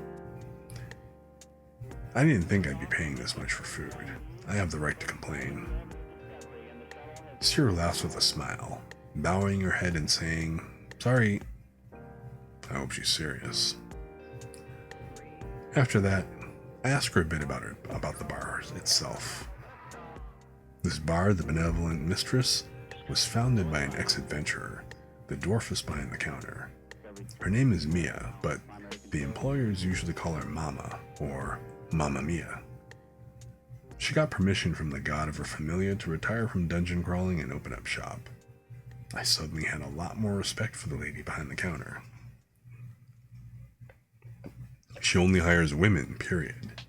However, Mia employs all types of girls with questionable backgrounds and welcomes them with open arms.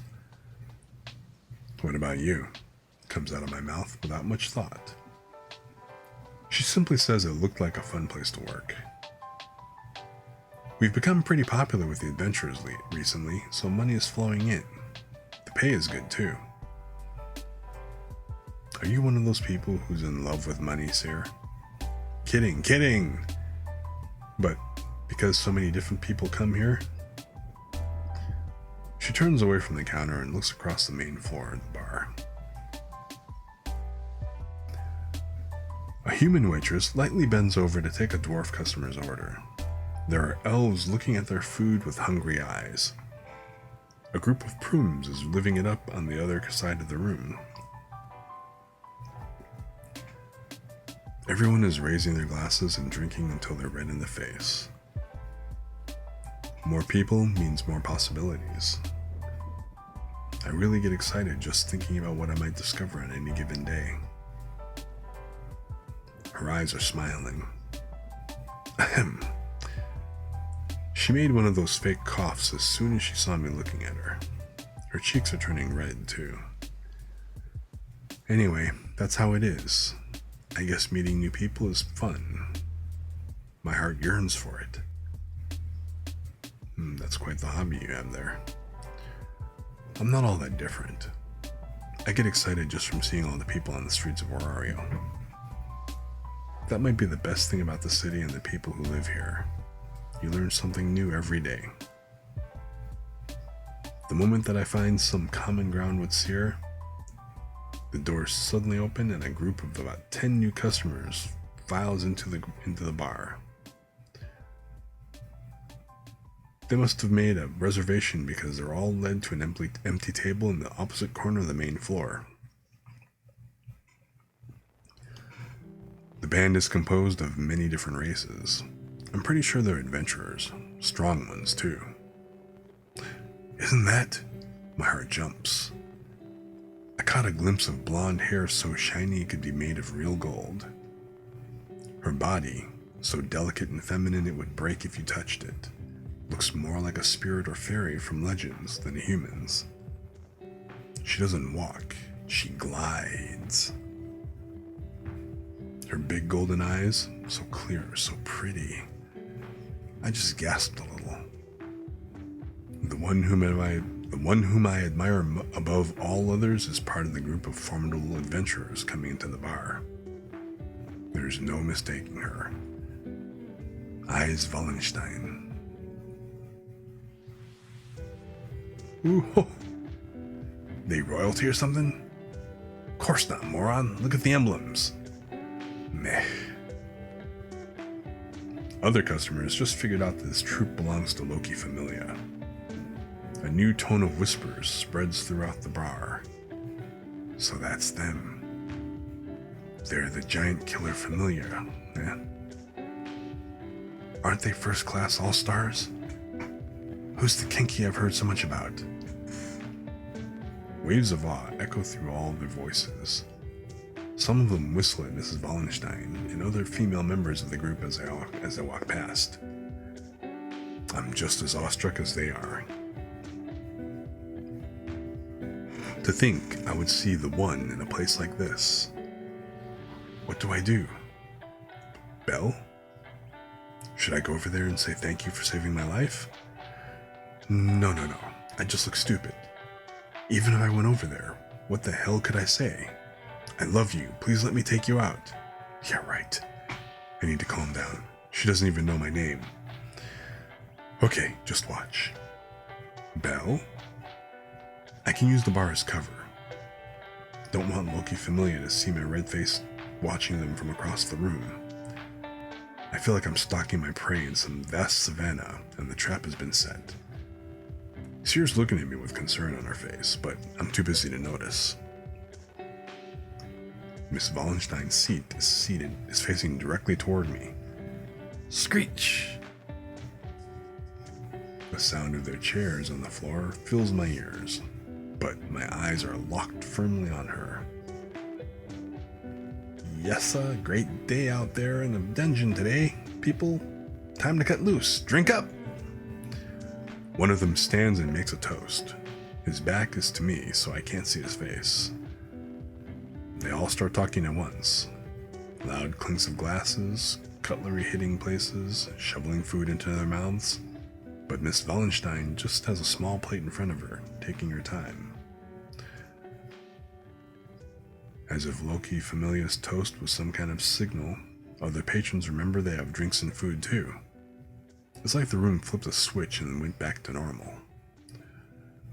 Loki Familia members are regulars here. Their goddess, Loki, seems to like it here. Seer just whispered the best news I've heard into my ears. Her hand up like a wall to keep anyone from overhearing her.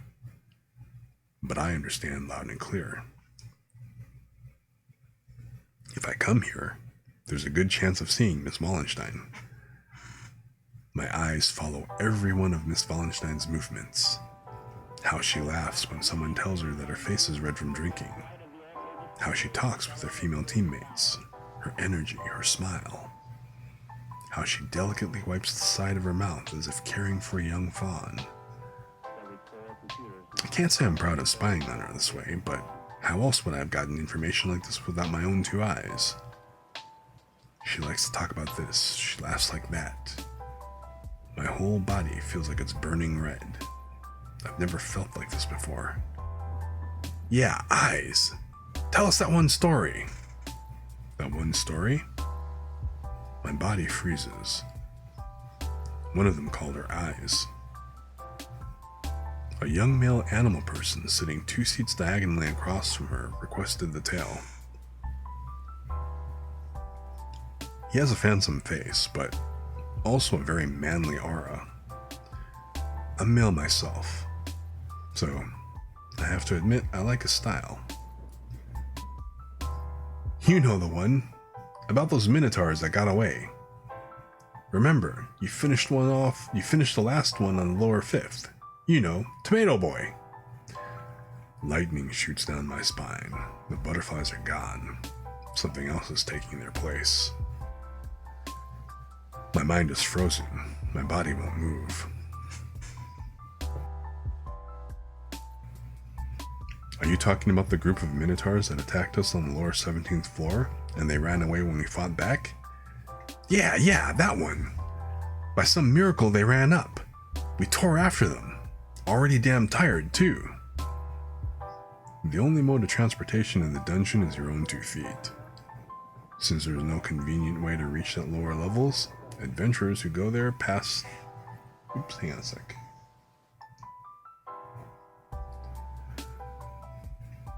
There we go.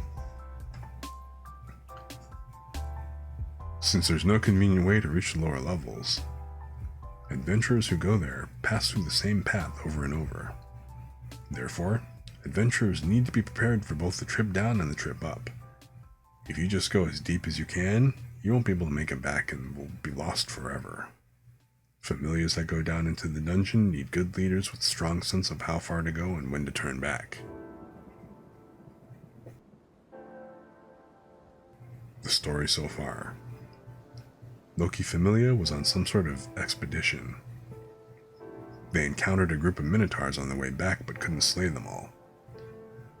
The remaining minotaurs ran toward the surface. They caught up to the last one on lower level 5. Miss Wallenstein delivered the final blow. And at that very spot, yeah, and there, that adventurer, damn newbie kid, me, got himself covered like a little bunny, shaking like one too. Poor thing was about to explode. Every inch of my body is burning. I might explode right now. Oh, what happened to the boy? Was he okay? Eyes here carved up the Minotaur at the last second, ain't that right? My jaw won't close. My eyes are locked on that guy. My neck not budging an inch in any other direction. Something's gotta give. He cocks his eyebrows, upping his manly presence. The kid took the full blast of that stinky cow's blood, got soaked. So, Tomato Boy. Yeah! Ow, my ribs! Whoa. Eyes. Please tell me you weren't trying to do that. I'm begging you. No, I wasn't. The animal guy is laughing so hard he's tearing up. The rest of the table, too. They're laughing at me. Even the customers around them are trying not to laugh. And get this, Tomato Boy, he ran away screaming his head off. Our princess saves him, and he just buggers off. Yeah! Absolutely priceless. Izzy scares away a newbie. You are so awesome. I'm sorry, Eyes, but I can't take this anymore.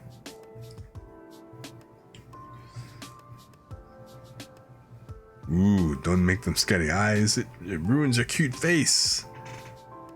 The entire Loki Familia table erupts with laughter. I feel like they just blew a hole in my chest. It's as if the whole world is in that corner. Bell? I can hear Sear's voice, but it goes in one ear and out the other. Their conversation is starting back up. But really, it's been a long time since I've seen something so pathetic, so disgusting I could cry. The hell was he doing? If you're gonna cry like a little bitch, you shouldn't be down there in the first place. Right, Eyes? Huh. I can almost hear my own head caving in. It's weak adventurers like him who give us a bad name. Just give it up already. Shut your mouth already, Bet. It was our mistake that let the Minotaurs escape. That boy had nothing to do with it. And stop drinking. Learn some respect. Oh, you elves and your pride. But yeah, what's in it for you to protect that piece of shit? Saying it's our fault, you're lying to yourself. Just to keep your pride. Trash is trash. What's wrong with calling it what it is? Hey, that's enough. Bet, Rivera, relax. You're killing the mood. Eyes. What did you think about him, that pathetic piece of shit who was shaking in front of you? Do you think he deserves to stand at our level as adventurers? I don't blame him for acting the way he did under the circumstances.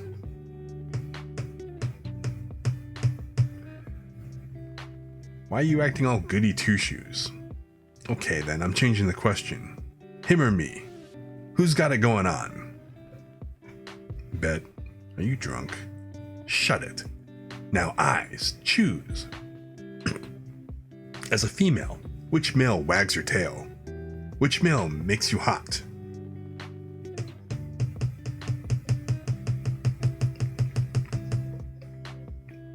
I have no reason to answer that question, especially to you, Bet. You're absurd. Quiet, hag. Well then, what if that piece of trash came up to you, said he liked you, would you take him?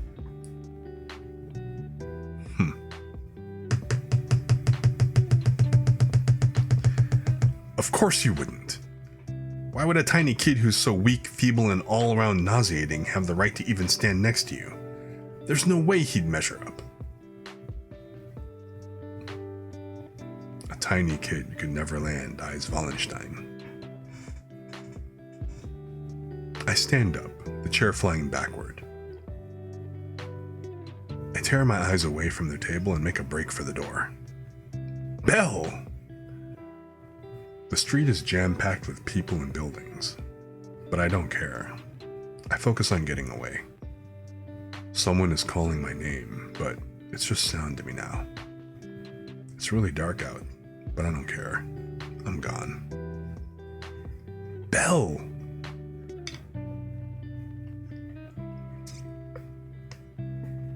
A young waitress pursued a boy's shadow as he burst out of the bar in full sprint. Some of the other customers realized something had happened, but it was so fast that no one really knew for sure what was going on. Confusion spread through the main floor of the bar. Did someone just dine and dash? At Mamma Mia's? The guy's got guts, that's for sure. Bet and the other adventurers in the corner table ignored the rest of the patrons' comments. But Eyes stood up. Her well-trained eyes shot through the crowd and caught a clean look of the shadow just before it got away. A thin boy with white hair. Slightly downcast ruby-colored eyes shone from the bangs, just like the boy from yesterday. Could that be? She shuffled her way toward the front of the building and leaned on a pillar in the entrance to look outside. Looking to her right, all she could see was the back of the young waitress as she ran into the crowd on Main Street. The boy was nowhere to be seen. Belle. She mouthed the name the young waitress yelled into the night. For whatever reason, she heard his name more clearly than the voices of her comrades currently tapping on her back. Oi, Waizu, what you doing?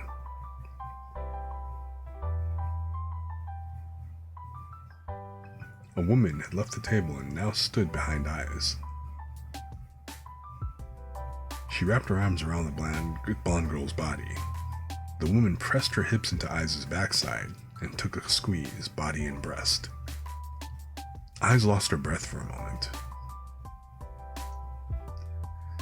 If this person had not been the goddess Loki herself, or a woman at least, she would have been quickly dealt with. Eyes held herself back, unable to just throw her off. However, she didn't have to put up with it. She grabbed the arm coiled around her stomach and drove her elbow into it. Loki stepped back a bit in surprise, giving Eyes enough space to spin around and bury her palm in the goddess's cheek. Gee, ya feisty. You don't look it at all, Aizu. Hands to yourself. Loki was shaken and looked as if she was about to burst out crying before suddenly smiling with Eyes' dark red handprint still pulsing on her face. She looked to the sky and yelled, "Shy and cool, so my type!" Eyes couldn't look at her. It was too embarrassing. Don't be making that face. If Bet's getting to you, I'll have Mommy Mia string him up outside. Loki must have misunderstood why Eyes had left the table in the first place. Looking back inside, members of their party were holding the young animal man down while the elfess with whom he had argued earlier tied him up. The elfess smiled as she stood over him, her foot pinning him to the floor. Hee Aizu, come on back.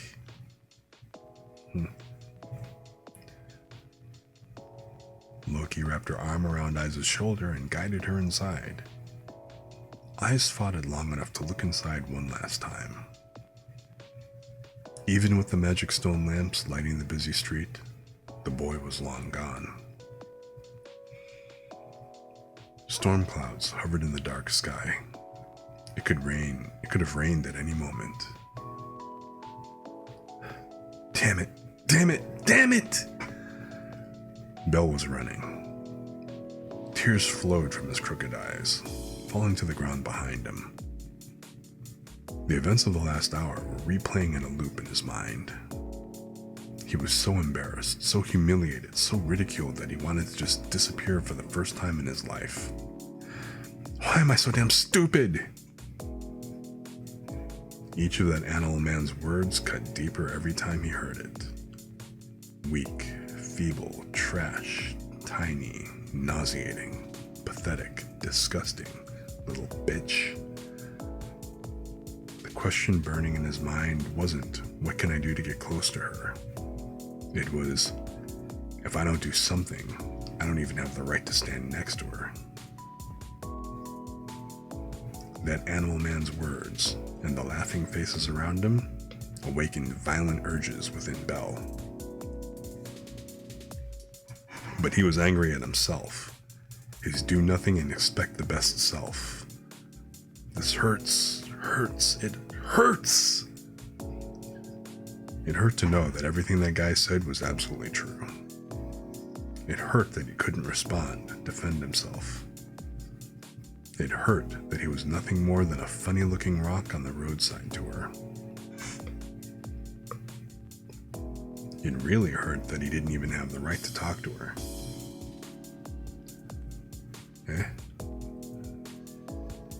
His ruby red eyes looked up from the ground to take in the scene before him.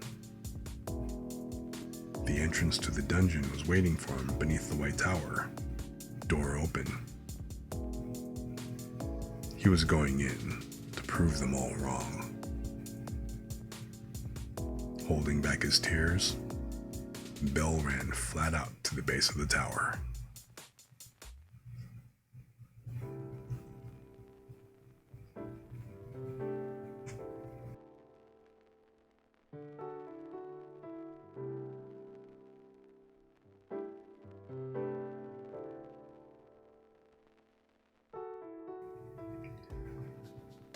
So, that was the first couple of chapters of Is It Wrong to Try to Pick Up Girls in a Dungeon? How did you guys like it? If you've watched the anime, you know where this goes. But if you haven't, and you'd like to, by all means, go check it out. I think it's on Crunchyroll, I don't remember, but there are also other sites I think you can look it up and check it out at.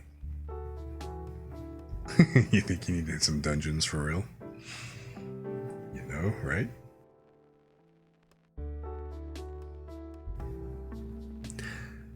So like I said, this is the first time I've actually read the book, but definitely the anime. I think they had 4 different seasons, I believe. I haven't watched, I think, the last season. Actually, the last season and a half. I need to get caught up. Actually, I might as well just rewatch the whole thing from the beginning, because, this is making me want to watch the thing again. It's on Hulu. Well, that's cool. I'm not a big fan of Hulu, but, I mean, if you got it, by all means. So anyway, my voice is getting fried and my water is empty, so you know what? I am going to get up and stretch and take a quick breather. And I guess I'm just going to go ahead and run, that ad block. I've snoozed it a few times since we're real close to the end here, so I figure right now would be a good time to go ahead and take a quick, break to get up, stretch, and, like I said, I gotta rehydrate the throat and everything because my voice is starting to kind of go. So when I come back, then I guess we'll figure out, and I'll probably read maybe at least a chapter from the other book, but I don't know how many chapters I'll actually cover yet. We'll see how it goes after this break. So I will see you guys in a little bit.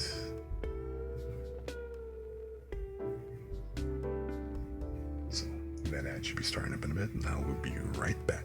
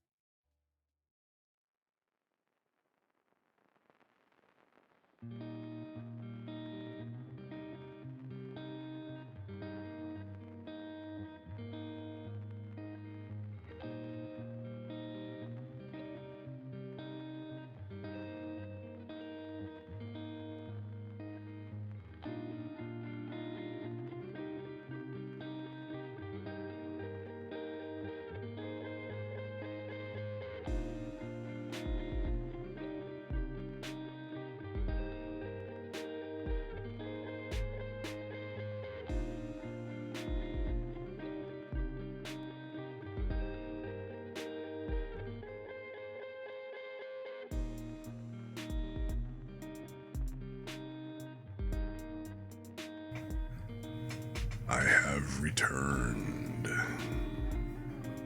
So, sorry, I had to take a slightly extended break there, trying to get my voice to kind of recover back from where it was.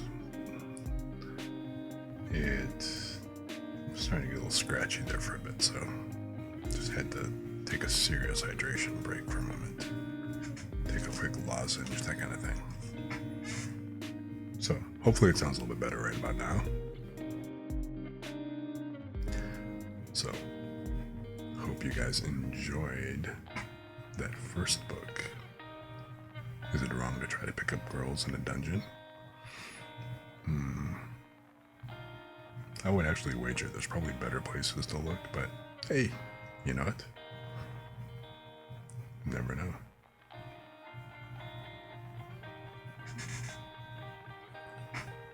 But yes, definitely either check out the anime or pick up the book, whichever is your preferred media.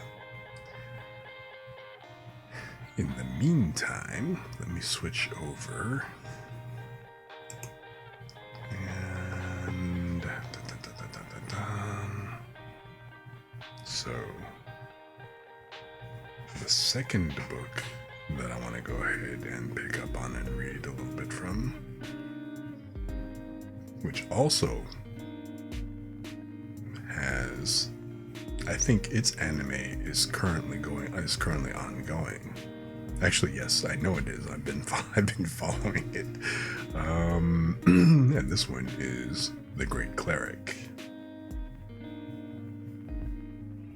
And I forget which. I think it's also a Crunchyroll and Hulu. That's also featuring The Great Cleric.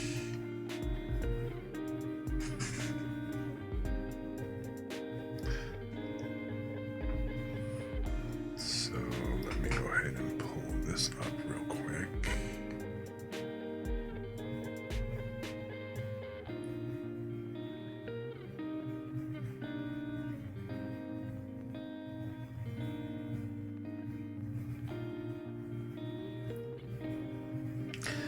Okay, yeah.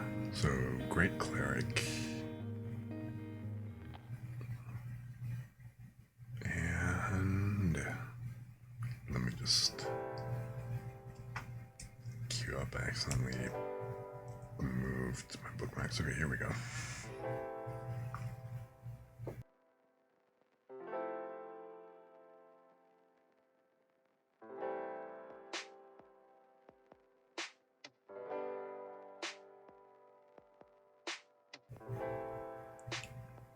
Prologue. Beyond the towering buildings stretched the vast blue sky. When was the last time I'd taken the time to stop and just look up like this? No sooner had those thoughts crossed my mind than searing heat shot through the left side of my chest. I pushed against it with a trembling hand, but the pain did not fade. The warmth of my body proved that I yet lived.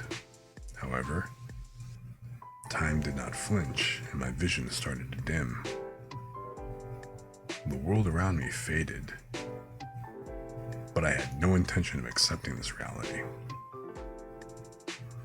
People grow by creating and surpassing their aspirations. Someone in the past once taught me the words that now rang in my head. My goal is right there. I'm so close. I'm not about to let a little bad luck make me throw in the towel, I shouted. The burning in my chest began to dissipate. I'm not dying. Not here. Not until I get that promotion. My sight was still clouded, but surely the pain disappearing meant I would make it. The sky remained an unfocused blur, but that was fine. I was sure of it. It was dire times like these when you needed to smile and push through. That was how I'd made it through life thus far, and that was how I'd keep things going now. I steeled myself and rose up. At that very moment, my consciousness left me.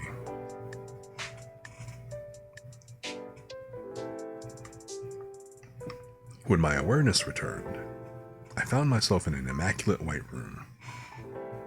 Amidst my confusion, a single word resurfaced in the back of my mind. Reincarnation. Many of the light novels I'd often read as a student bore a striking resemblance to my current situation. Any normal person would fail to make the connection, but I couldn't stop the otakuness if I'd sealed away after becoming an adult from seeping out. Still, reincarnation would mean that I'm dead. It sure didn't feel like it, though. In an attempt to find answers, I thought back on the day's events. I was in charge of an office solutions for a modestly sized company, or to put it another way, a businessman primarily dealing in office automation equipment. The sweat and tears I'd poured into my job since my late 20s were finally starting to bear fruit right as I entered into my 30s. Man, you've been on a roll lately. One more push and the target's met, and that assistant chains off your ankles. I'll be honest, I didn't think you'd make it. All you do is help out the grunts with their own numbers. The chief director called out to me. Oh, hello, director. Actually, I've just struck a new deal with a client. I hope I can look forward to drinks if I get that promotion, I replied. You know, my wallet's on a leash and you're still gonna squeeze me dry, huh? Yeah, whatever. Get going. Yes, sir. The director's wife was an intense woman, but we were once co-workers, so anytime he went drinking, he'd always call me up. I waited for the elevator, beaming brighter than the sun. As long as the delivery on this contract happened within the month, my promotion was secure. And this one was big for two reasons. The first was because I'd be able to reach the level of a certain someone. Though our departments differed, there was a colleague I was chasing after. Ever since joining the company, my goal had been to catch up and surpass this person. The second reason was that I could then confess my feelings to the woman who had held me up when I lost sight of that. Our friendship spurred me on.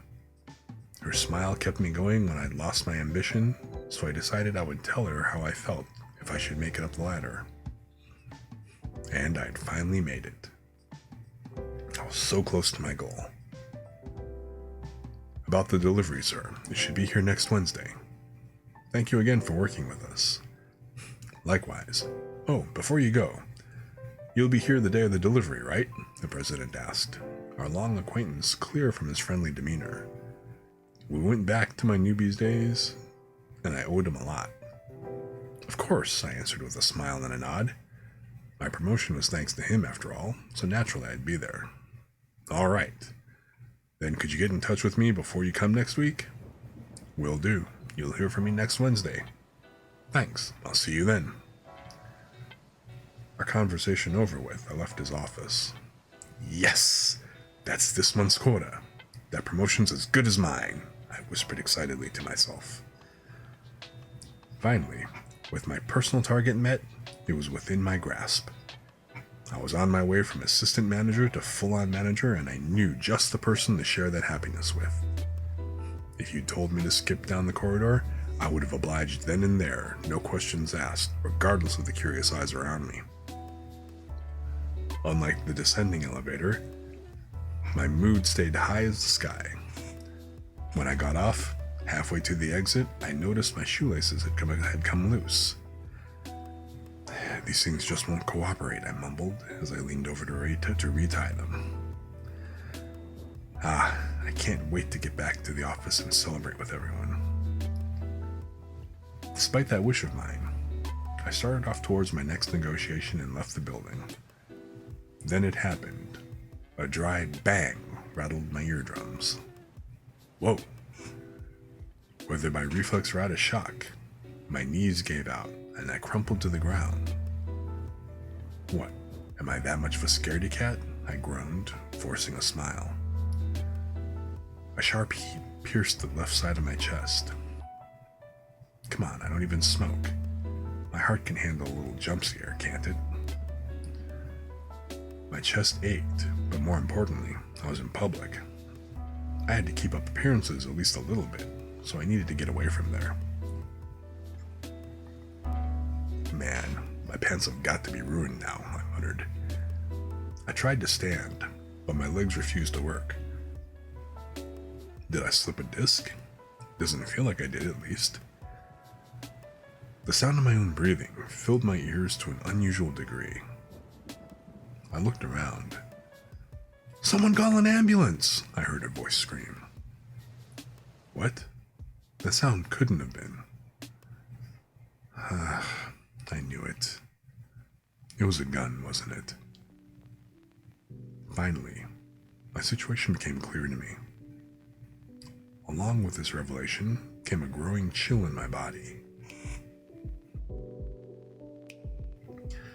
I've worked hard to move up the world. I'm not dying in a place like this. I roused my spirit and looked up.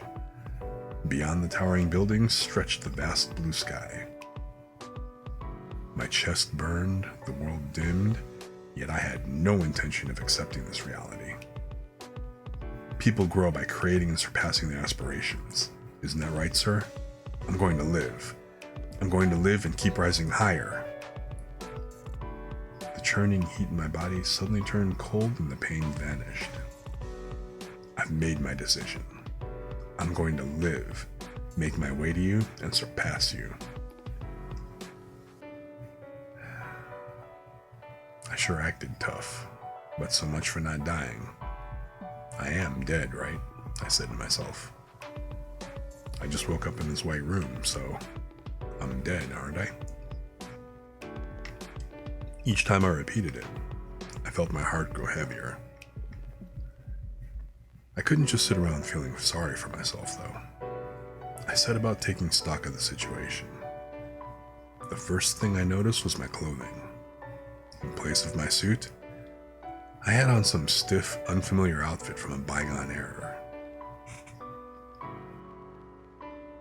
My gunshot wound, too, was gone. Various thoughts flooded my mind, but I rejected each one in search of other possibilities. The gears in my head kept turning in spite of my mental disarray. Where was I? What was this place? Who put these clothes on me? Answers soon came in the form of a disembodied voice, echoing inside my head. Oh, unfortunate soul. Allow me to reincarnate you. Could you just return me to my original world instead? I asked. I cannot return you to a body that is already deceased. Then, where am I being reincarnated to? I prayed it would be somewhere safe. A planet known as Galderia. A world of land and sea, much like Earth. Can I assume it's the same kind of world? I probed.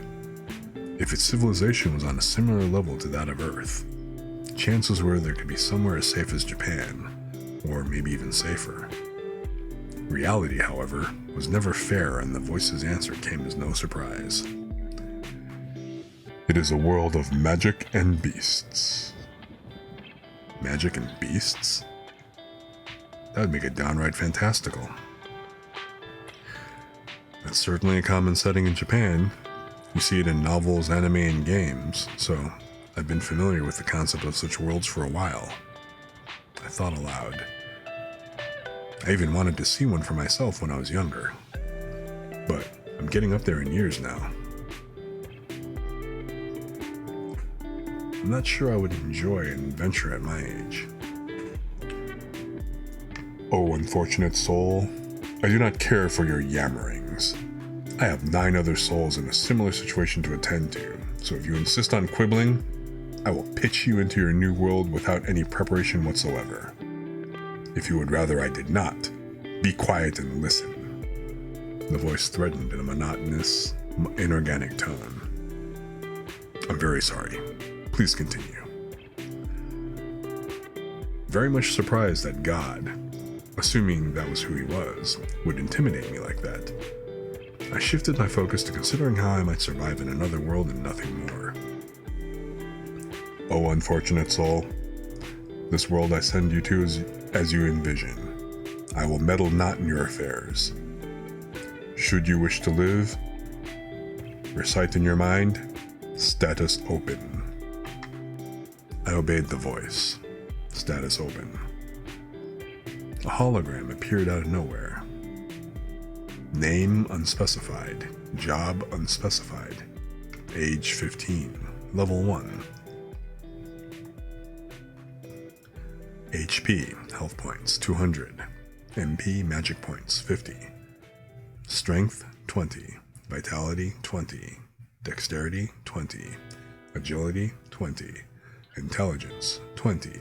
Magic 20. Resistance to magic 20. Skill points 100. Skills none. Titles none. It's like some kind of game, I chuckled dryly. The hologram listed what appeared to be my own attributes, as if I'd been plunged into a video game or anime reality. Fear filled me more than happiness or excitement. Surviving in a fantasy world with no such thing as a respawn would undoubtedly not be a walk in the park.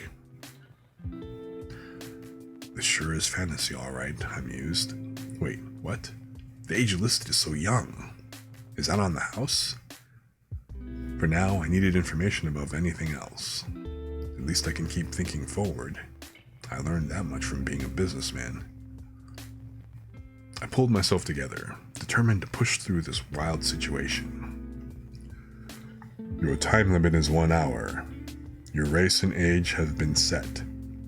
The rest is for you to decide. You will have no family name, only a first name, echoed the voice. Soon, I will provide foundational knowledge of the world of Galdaria to you. In 1 hour's time, you will be reincarnated. Oh, unfortunate soul, I pray your next life is one of better fortune. A ping went off inside my head, followed by a new mechanical announcement. Obtain protection of the god of fire.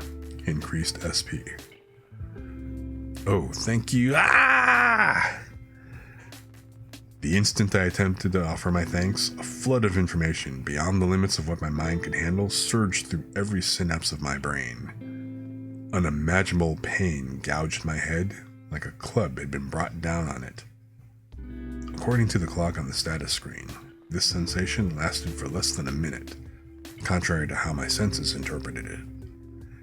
59 minutes and 7 seconds remained. I gasped for air and grabbed my head. That was some serious agony just now. After the dull ache subsided, a kind of stinging feeling came, as if my brain were being forcefully poked and dug around in. And now I have that foundational knowledge, do I? It still hurts, but I don't have much time, so let's make some progress here, I remarked to no one in particular.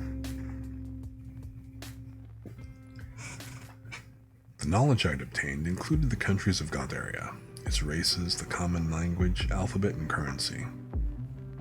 I took a deep breath, calmed my nerves, and looked at the holographic window to find out it was now in the form of a character creation screen. This is definitely inspired by games and anime, I muttered, as I proceeded with the creation process. And wouldn't you know it, just like a game, you could alter your physical appearance. My current avatar looked European, with chiseled features, brown hair, and green eyes. Now, for my name, which I can't remember. Why is that? The answer to my question wouldn't appear out of thin air, so I ultimately went with a name I had frequently used for video games in the past. Lucille. It didn't seem like it would sound too out of place there either. Then I tacked on an extra 10 centimeters to my height, bringing me up to 180 centimeters, and changed my hair to silver, and my eyes to a pale purple. If my new knowledge was to be trusted, these weren't particularly rare colors in Galdaria. Maybe a little edgy, I thought, but they looked good. They looked good together, so I didn't mind. 53 minutes remained. I would have liked to know more about commodity values or local products, but I had to at least be grateful that I could speak, read, and write the local language. Life would be likely hard starting out, but 15 years was the age of maturity, so I would probably be able to quickly find work, and eventually a peaceful living. Assuming this wasn't all a dream, that is. Ouch, looks like the place I'm set to is random. A field, a forest, a labyrinth, or somewhere near a town. Comes down to luck, huh? I sat down and contemplated the skills I'd need to get by in such a place.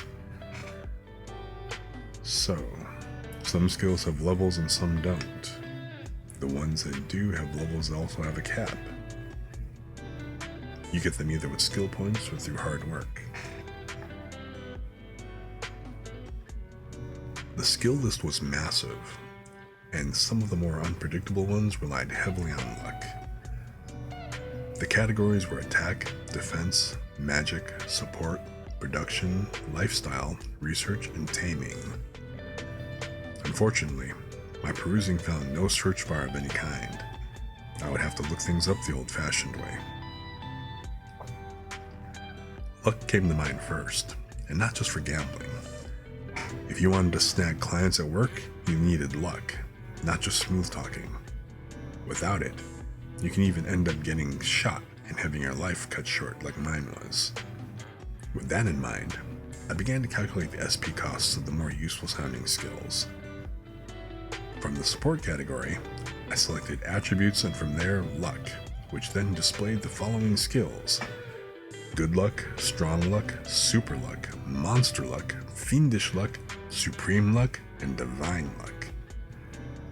Both supreme and divine luck were out of the question at 100 and 500 points SP respectively. For the time being, I went with strong luck for 10 SP. Next, magic. A life in another world without being able to use magic meant a life of backbreaking work someplace without labor laws.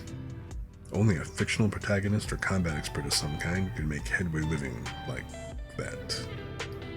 I chose affinities from the magic section and found 9 options: light, holy, fire, water, wind, earth, thunder, darkness, and space-time. Fire, water, and wind and earth cost 10 SP apiece. Holy was 20, thunder 30, light and darkness 50, and space-time 100. On top of that, there seemed to be other skills that were necessary to properly utilize the magic. Another subcategory called casting listed short cast, null cast, free casting, and magic circle casting. To my consternation, however, the SP I'd been afforded wasn't enough to acquire them all. I decided on the holy affinity, given its propensity to be connected to healing and support magic. With enough practice and experience, my abilities just might be of enough use to someone to land me a safe position. So that was 20 more of my SP spent. Null cast at 20 SP and both free casting and magic circle casting at 30 would eat up 100 points altogether. As far as other skills went, lifestyle included things like cooking, while production offered blacksmithing and other such conventional abilities. Attack skills similarly lacked anything particularly eye-catching.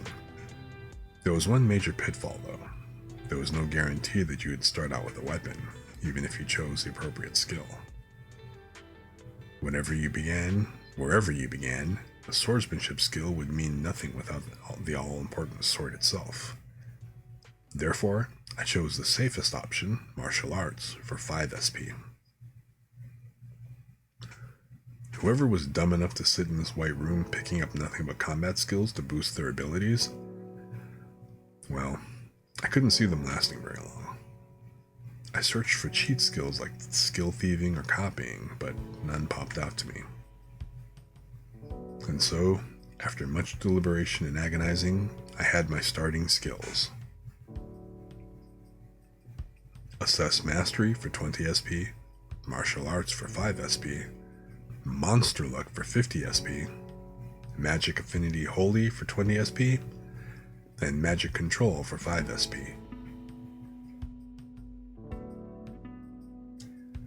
Assess Mastery would allow me to find efficient methods of training. Martial Arts would let me defend myself without having to rely on a weapon, and I had bumped Strong Luck up to Monster Luck after concluding that I could use a bit more of it, given the circumstances. I selected Magic Affinity Holy and Magic Control based on their descriptions.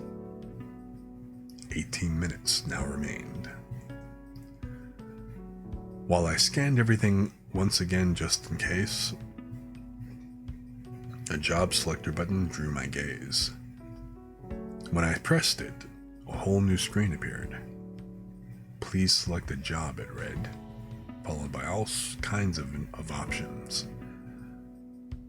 Oh, you've got to choose this yourself, huh? Talk about a trap. Good thing I looked over it one more time. I took a deep breath and examined the available jobs. From swordsman, mage, healer, thief, merchant, and many others, I chose healer. Swordsman or mage may have been a better choice, but healer seemed like the safer bet to me, in case mages couldn't learn recovery magic, or there was no magic in general for swordsmen. 9 minutes and 42 seconds remained. Before finishing up, I examined all of my skills once more and memorized a few others that I might be able to work towards later, for future reference. With over 3 minutes to spare, I hit finish, and a split second later, I stood in a grass field with 3 silver pieces in my hand. Time is money even for the dead, huh? I sighed at the sky, reflecting on my skills and how my remaining time must have correlated to the money I had in my hand. Grassy plains blanketed everything as far as the eye could see. I surveyed the area and spotted what looked to be the walls of a city in the distance. The size of it must have been quite impressive given how big it looked from this far away. After a deep breath to slow my churning thoughts, and with relief in my heart at the sight of civilization, I warily took my first step forward.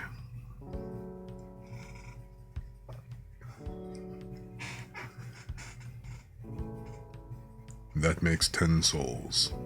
My end of the promise is kept. It would certainly be interesting if this shakes up things down there, even if only slightly. All were banal to the last. Those without an exceptional aptitude to adapt will meet only hardship. Well, neither of us can meddle, so I'll simply be watching from the sidelines. If they die, how about another bet? Let's barter, shall we? If the humor takes me. Farewell. One light faded. I hope something comes of it this time. So too did the other. The god of fate, upon losing a bet, had offered up 10 middling souls, all strangers to peril, to the ruling deity of another realm, including the man who had just been reborn. And upon this one soul alone, the first of the 10, did that god bestow his protection. The man who became Luciel had been destined to die, yet his unwavering strength of will to defy such an end had stayed the Reaper's hand as he clung to his world for a single minute longer. Thus, fortune had determined his place among the 10 and driven the god of fate to confer his personal protection on him. Assured that he would be the one to preside over Luciel's destiny, the souls were granted. What this would bring about, neither god could say. And with that, Luciel of Earth and the 9 other souls were reborn into the world of Galdaria.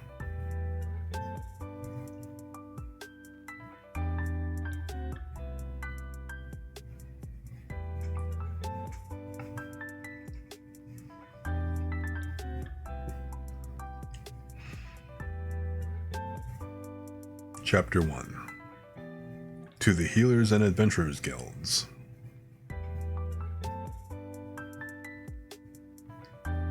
Part 1. The Healers Guild.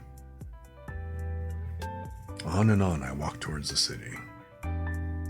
Unlike in my original world, the weather here was warm and spring-like. It's a good thing it's not sweltering or freezing, I muttered on the way. Now, as long as the salt and water don't make me sick, I think I should be a little safer. All the walking from my job had conditioned me pretty well, so I wasn't worried about tiring myself out so much as getting a blister from these unfamiliar boots. But everything seemed okay. After several minutes, my initial tension died down, and I began repeating my new name under my breath with each step. That way, when the time came for me to introduce myself, I'd manage without stuttering. It was actually surprisingly important to practice. New employees would often do the same for their company name, position, and phone number. I am Lucille. Lucille. Lucille. I decided to recite it until the word no longer made sense to my ears.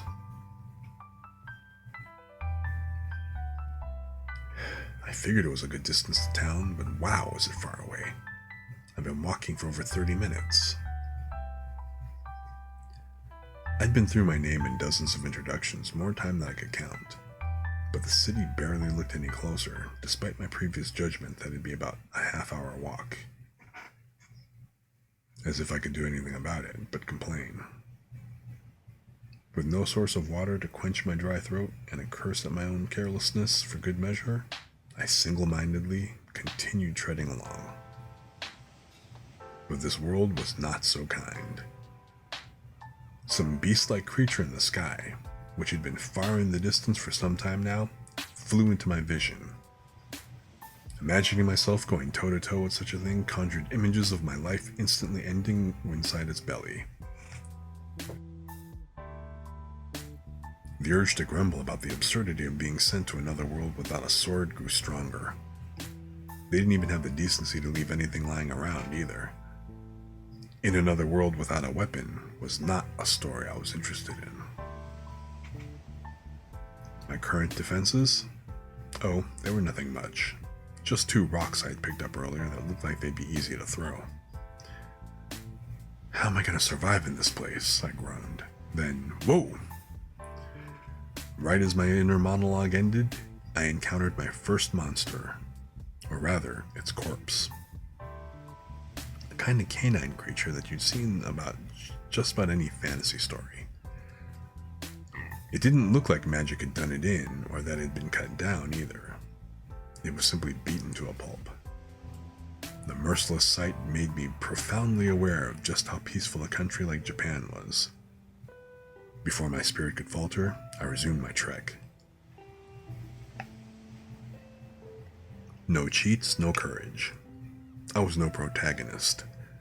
I would lose to an ordinary goblin, and a loss in this world meant death, putting my second shot at life to waste. So, my primary objective was decided. Die of old age, no matter what. Survive. In this, I was determined. After another long hour of exhausting walking, the city walls became distinctly visible, as well as a number of people standing around the gates. Relieved to finally make human contact, I picked up my pace. As I approached, the beautiful craftsmanship of the stonework caught my eye. Those are some impressive walls, I commented. Excuse me. If the outside's this fancy, that gives me some hope for the inside. Almost makes me excited to see streets that aren't filled with urine and feces. When I finally arrived, I caught glimpses of other folks, though only a few, entering and leaving after presenting something to the guards. Presumably, some form of identification was needed for entry, but I just prayed to God that things would work out and waited for my turn. Present identification, ordered the spear-wielding sentry. Relief that I was actually able to understand him washed over me as I sized him up. He was a bit shorter than me, but his arms were the size of my own 3 times over. Those suckers could knock someone out in one hit flat. The spear, too, seemed a tad lethal. Freshly aware of the dangers of this world, I chose my next words carefully so as not to come under suspicion. I'm very sorry, but I have nothing to identify myself with. What? His spear hand clenched, or so I sensed. I hurried to provide an explanation. I grew up in a small village, you see. I became a healer at my coming-of-age ceremony, but they drove me out because I wouldn't be of any use. I was hoping I might be able to find work at a clinic if possible. You're a healer, you say? Wait there a moment. The sentry not only loosened his grip on the spear, but actually entertained my story and disappeared into the city. I hoped I hadn't said anything wrong. Though I'd used my new knowledge to the best of my ability, I might very well have dug my own grave just then. What if this country didn't welcome healers? As anxiety began to grip me and the thoughts of running away entered my head, the guard returned with a girl cloaked in white. Almost translucently golden hair fell to her shoulders, and her eyes, azure as the ocean, seemed to engulf all she laid them on. Excuse me. She was stunning. Her appearance was beautiful, of course, but her dignified bearing, too, utterly struck me. You're the one requiring a healing clinic, are you? She inquired with a smile. Yes, I answered, my words flowing smoothly despite my dry throat. The fruits of all that practice, I suppose. At my coming-of-age ceremony, I found an affinity for holy magic and became a healer. I came here from my village looking for a job. None of this was a lie, other than the ceremony part, so I told myself there should be no problem. Very well. The Healers Guild can issue you identification. Follow me. She promptly turned on her heel and set off. What about the toll? I asked, perplexed by the girl's complete lack of explanation. Hey, you better get after it, kid, urged the guard. We take no tolls from healers, so don't sweat it. Oh, really? Thank you then. Work hard and be a good healer now, son. I bowed to the guard and looked up to see the girl was over 10 meters ahead already. Is she doing this on purpose, or did she just not notice? Maybe that's just how people are in this world. Could be she's an airhead too, though. Running after her to catch up turned out to be a bad idea. I crashed into something hard and flew backwards. When I got a good look at who I bumped into, I noticed they appeared to be adventurers and strong ones, much stronger than the sentries at the gate. Hey, watch where you're going, will ya? His deep voice pierced me like a dagger and returned my blood to ice with that single warning alone. Yes, sir. Where are you rushing off to like that? The Healers Guild. I'm fresh out of my home village, so I was going to get my identification made. The man clicked his tongue in annoyance. You a healer, huh? I'm sorry. The hell are you apologizing for? Please just let me pass. I really don't want to get mixed up with this group. The idea of calling the girl for help crossed my mind, but I scrapped it. My male pride aside, I felt like I'd be putting something else on the line. Something important. I can't use magic yet, so maybe healer is a little misleading, I faltered. You better not end up a money grubber, got it? Money grubber? Did he mean like a dishonest healer? If so, I wanted to clarify that there was nothing to worry about in that regard. As it happened, I very much lacked the guts for such a thing. Of course, kindness is my motto. I aim to be a good-natured healer, trusted by all, I assured him. Good. Come on, we're going. The adventurers shot a glance at me, then made for the gate. Oof, I thought I was done for. A little quarrel never killed anyone. I turned toward the voice and came face to face with the girl who seemed leagues ahead of me just a moment before. Weren't you way over there? I was. But I saw you were in need of a bind. I saw you were in a bit of a bind, so I came back. Naturally, if they had laid a hand on you, I was fully prepared to engage them. Her extraordinarily casual demeanor spoke to just how strong she must be. I clasped her offered hand, pulled myself up, and we set off again, this time at a gentler pace. Complete silence would have driven me mad, though, so I fired out some simple questions. When I entered the city, they didn't take a toll. Is that true for all healers? Only the Empire requires tolls of its healers. It is a vital job that deals in and manipulates life and death, so its practitioners are treated with care here, she explained with a smile. Seems like being a healer has its perks then. Indeed it does. Although part of that favorable treatment is because this country, the Republic of Saint Shirul, operates and runs the Healers Guild. I must have won the lottery. That alone made taking the monster look well worth it. With gratitude to both God and my past self burning in my heart, we continued onwards towards the guild office. My sudden encounter with adventurers had made me tense to the point where I couldn't quite talk and take in my surroundings, but my chat with her certainly helped loosen me up. Beautiful stone roads stretched throughout the city, with no bodily fluids in sight. The buildings reminded me of medieval Europe. I would have liked to take my time and observe everything more closely, but that would have been rude to my guide. Eventually, she stopped us in front of a large building. This is the Church of St. Shirul's Maritoni branch of the Healers Guild. She stepped inside, then turned back to me. I started to open my mouth to ask her why she'd stopped. Welcome to the Healers Guild, she beamed. Thank you very much, I replied, her cute mannerisms causing my voice to falter. As awkward as it was for me to admit, at that moment, for the first time, her kindness made me glad to have been reincarnated. Miss Lumina, is something the matter? A voice came from a desk in the back that looked just to be used for reception purposes. Its owner was an alluringly gorgeous woman of about 20, if I had to guess. This boy became a healer at his coming-of-age ceremony, but he has no identification. I found him in distress and brought him to the guild.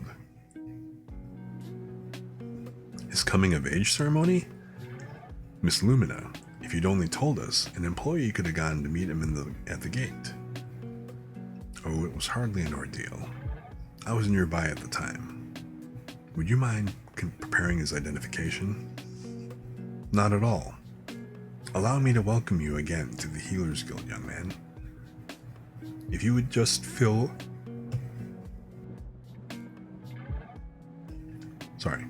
If you could just fill out a few things for me here.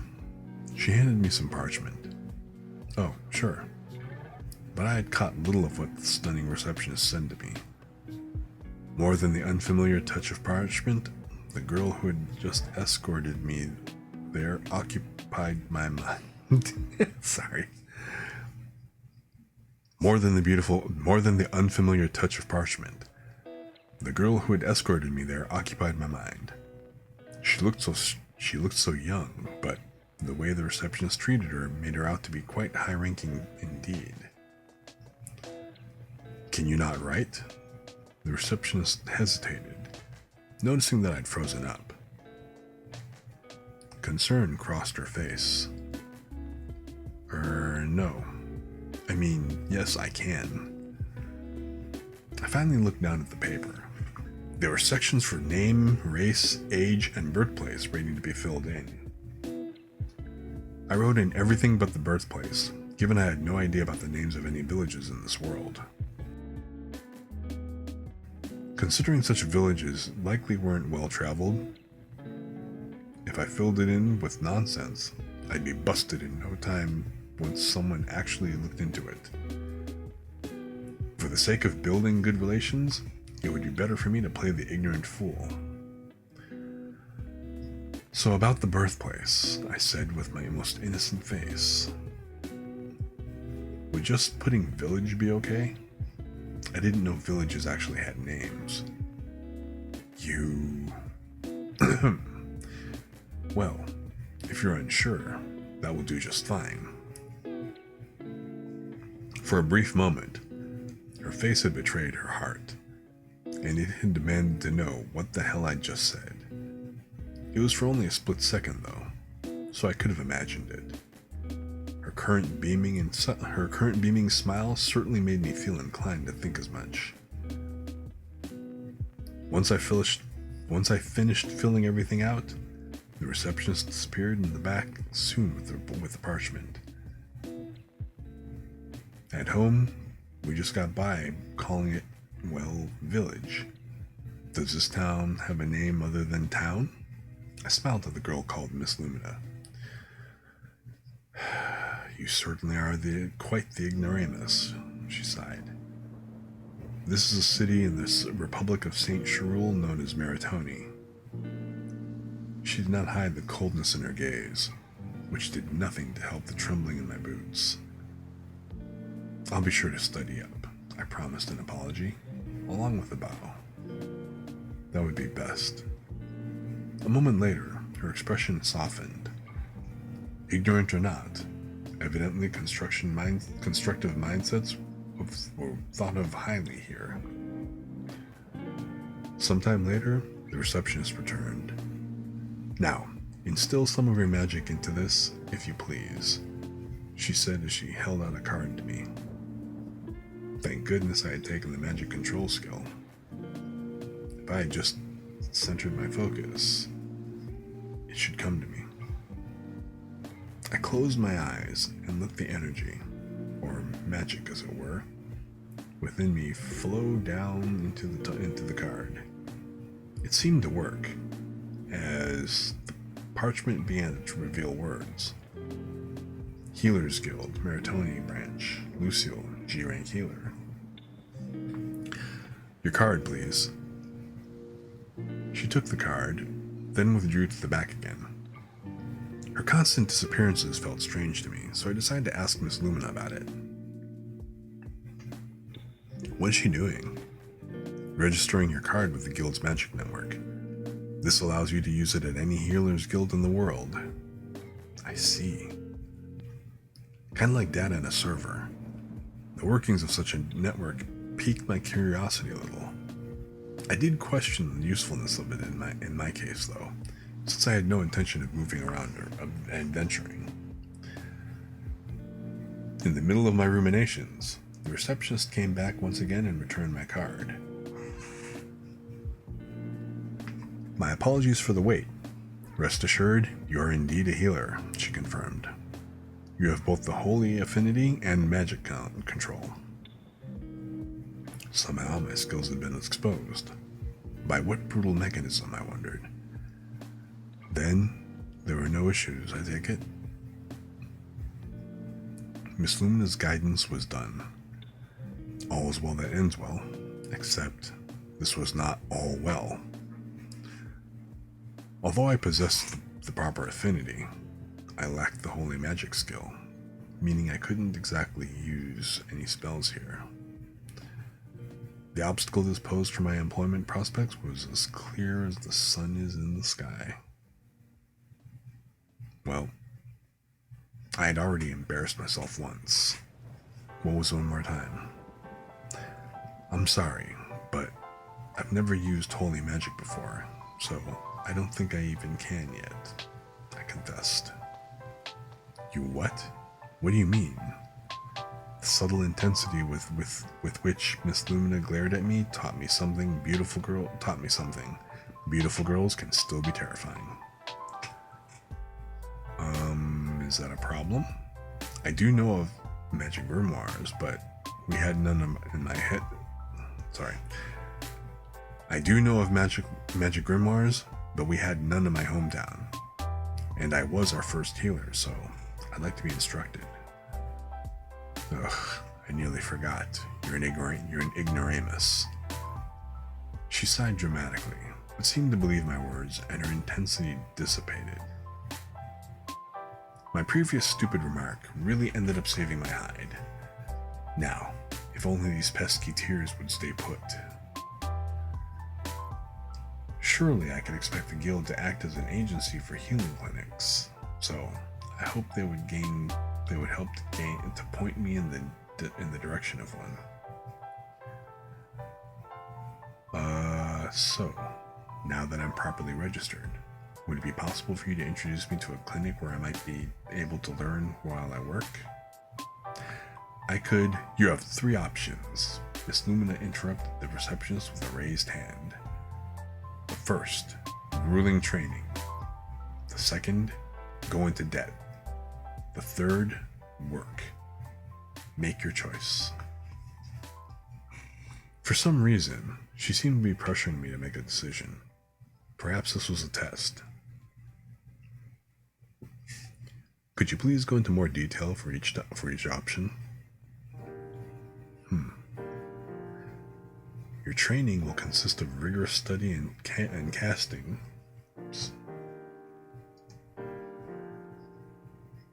Your training will consist of rigorous study and casting to the point of magical exhaustion until you learn the art of healing. You will sleep, recover your magic, repeat. Should you go into debt, as there is no specialized education for holy magic, you will enter into a general institution and learn magic over the course of your 3-year study.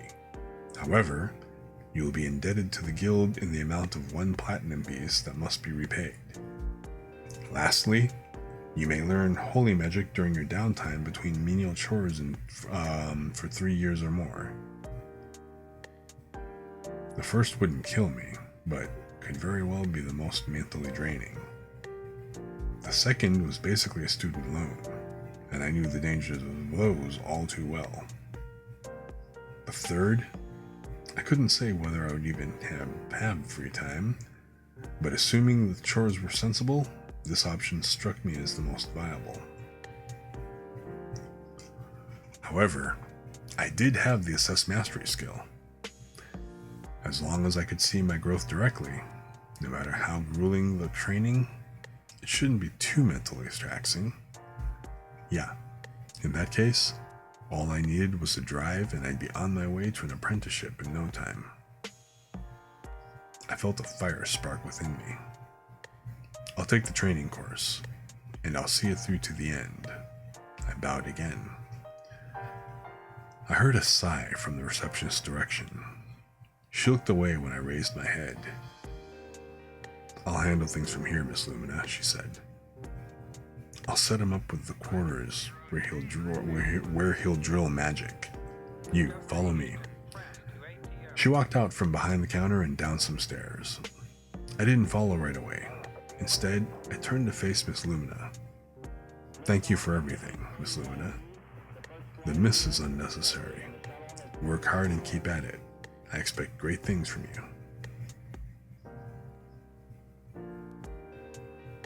And I hope to meet those expectations. My name is Lucille, by the way, and someday I'll repay you. I hope to see that day. Now, you'd best be off. Needless to say, both her commanding presence and that captivating smile on her face would remain etched deep into my memory. The sleeping quarters turned training room came with a toilet, albeit one straight out of a historical drama. Capped with a lid, and with a pile of some weird starchy scraps in place of toilet paper. However, it was a toilet nonetheless. The lack of a bath wasn't surprising, although as a man born and raised in the prosperous nation of Japan, that discovery hurt quite a bit. Furthermore, the lack of windows made the passage of time nearly impossible to track. Even though I could check the clock on my status screen, this was clearly a room of torment.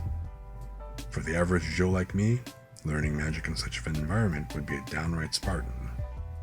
But I somehow managed to stifle my grumblings about any potential depression it might cause. This is where you'll study. Read that grimoire and practice your magic, the receptionist instructed. We'll bring you food every morning and evening. When your magic is drained, chances are you won't be able to stand, so rest in that bed. When you wake up, you'll get right back to it. Keep at it and don't stop. With that, she left. Several minutes later, a thought occurred to me. I never asked her name or introduced myself. I didn't when I met Lumina either. Come on, me. Those are the basics of the basics, I groaned. After an appropriate facepalm, I shifted mental gears into hardcore work mode. I picked up the grimoire from the desk and sat down on the bed. Then I commenced with the pep talk. It's all about the effort. 10 days. 10 days and you'll learn magic. You can do this, Lucille, I told myself. Just think about it. There's no danger. You've got food. No one to bother you. This is the perfect environment for concentrating. If I worked hard and things went well, I could emerge as not just some chore doer, but a real apprentice, or maybe even a full-fledged healer. First, get the basic spells under your belt. Once you do, even a world like this can't hold you back from a peaceful life. With a clear goal and an action plan, I psyched myself up and opened the grimoire.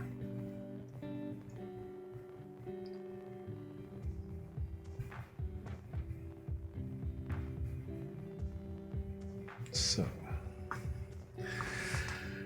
that was part 1 of chapter 1 from the Great Cleric. Granted, that was much shorter than the amount that we read. The first, 3 chapters, I want to say, like the prologue, chapter 1, chapter 2, from Is It Wrong, from Dan Machi. But, what do you guys think? Again, both of these had animes. This one, The Great Cleric, is currently ongoing right now. So, feel free to catch that, or if you're like me and you can't wait for the weekly drop for each episode or whatever, although I think they're halfway through the season at this point, halfway through the core, by all means feel free to find and pick up the books.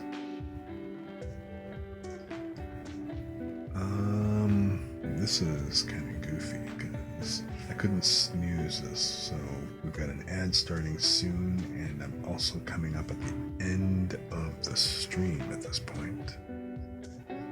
It being already but 3 hours. And the ad hits.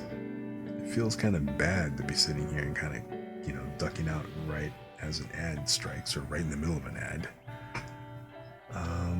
So I guess I'll maybe ride this out a little bit for the next 3 minutes, I guess. But, yeah. What's up with these gods being powerful enough to reincarnate you plus cheats but can't restore your old body? I know, right?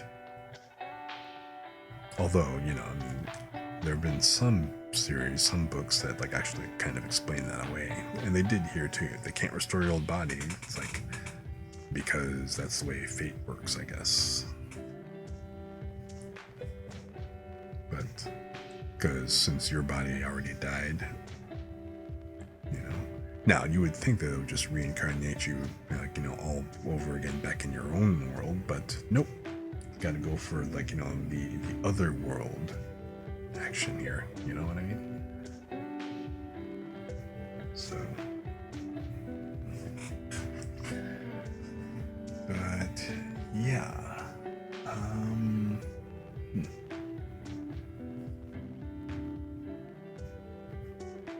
so I think kind of at this point, like I said, my voice is, I don't know, I think I'm probably, like I said, at a pretty good stopping point here. It's already it's been over 3.5 hours. It'd be nice to go ahead and be able to kind of get to reading. If I could actually consistently get to, like, you know, the 4-hour mark or whatever, I think that'd be a pretty good thing. Being able to, like, you know, read you guys to sleep. For those of you who are still, like, you know, for those of you who are still here and kind of, you know, still with me and stuff, I appreciate that. You know, like Bez kind of hanging out in chat here and there. For everybody else just kind of lurking in the background and probably dozing off, I hope you are enjoying your sleep. Or you're chilled or whatever else you're doing in the background. Got me just kind of listening, you know, got me tuned in the background or whatever else. So, if you're not already asleep, you are getting very sleepy.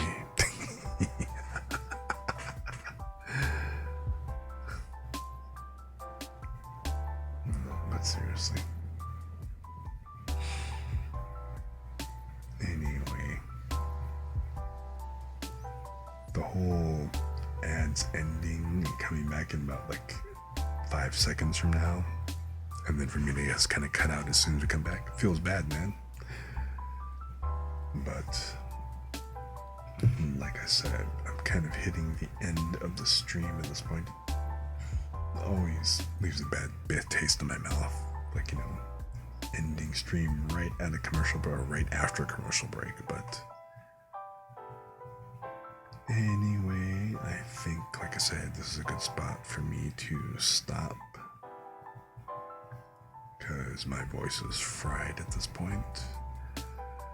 I will be streaming again this Saturday, and probably, well, I am hoping that I will have stuff straightened out so I can actually play a game or do something like that, or I'm not really sure, but I'm planning on trying to play a game or maybe do an art stream. I'm not really sure yet. I'll probably just play a game and see how that goes, but that also depends on if I can finally get OBS to play nice again. I had to skip Tuesday because for whatever reason, like, you know, the games that I tried just completely tanked the performance on this machine. So my potato of a workstation, not much I can really do with that at the moment, but I will do my best to try to get something working again here and see what happens on this Saturday. But yeah, I need to go ahead and give my voice a rest for a day or two, so. And that being said, I appreciate you guys for coming in and hanging out with me and, you know, enjoying your time over here in the chill zone. Just kicking back and relaxing, listening to the bedtime stories. Thank you guys so much for showing up and everything. I really appreciate you guys for being here. It always feels weird, like at the end of this and stuff. Thank you for flying with Crusader. We hope you enjoyed your stay. Please come and visit us again.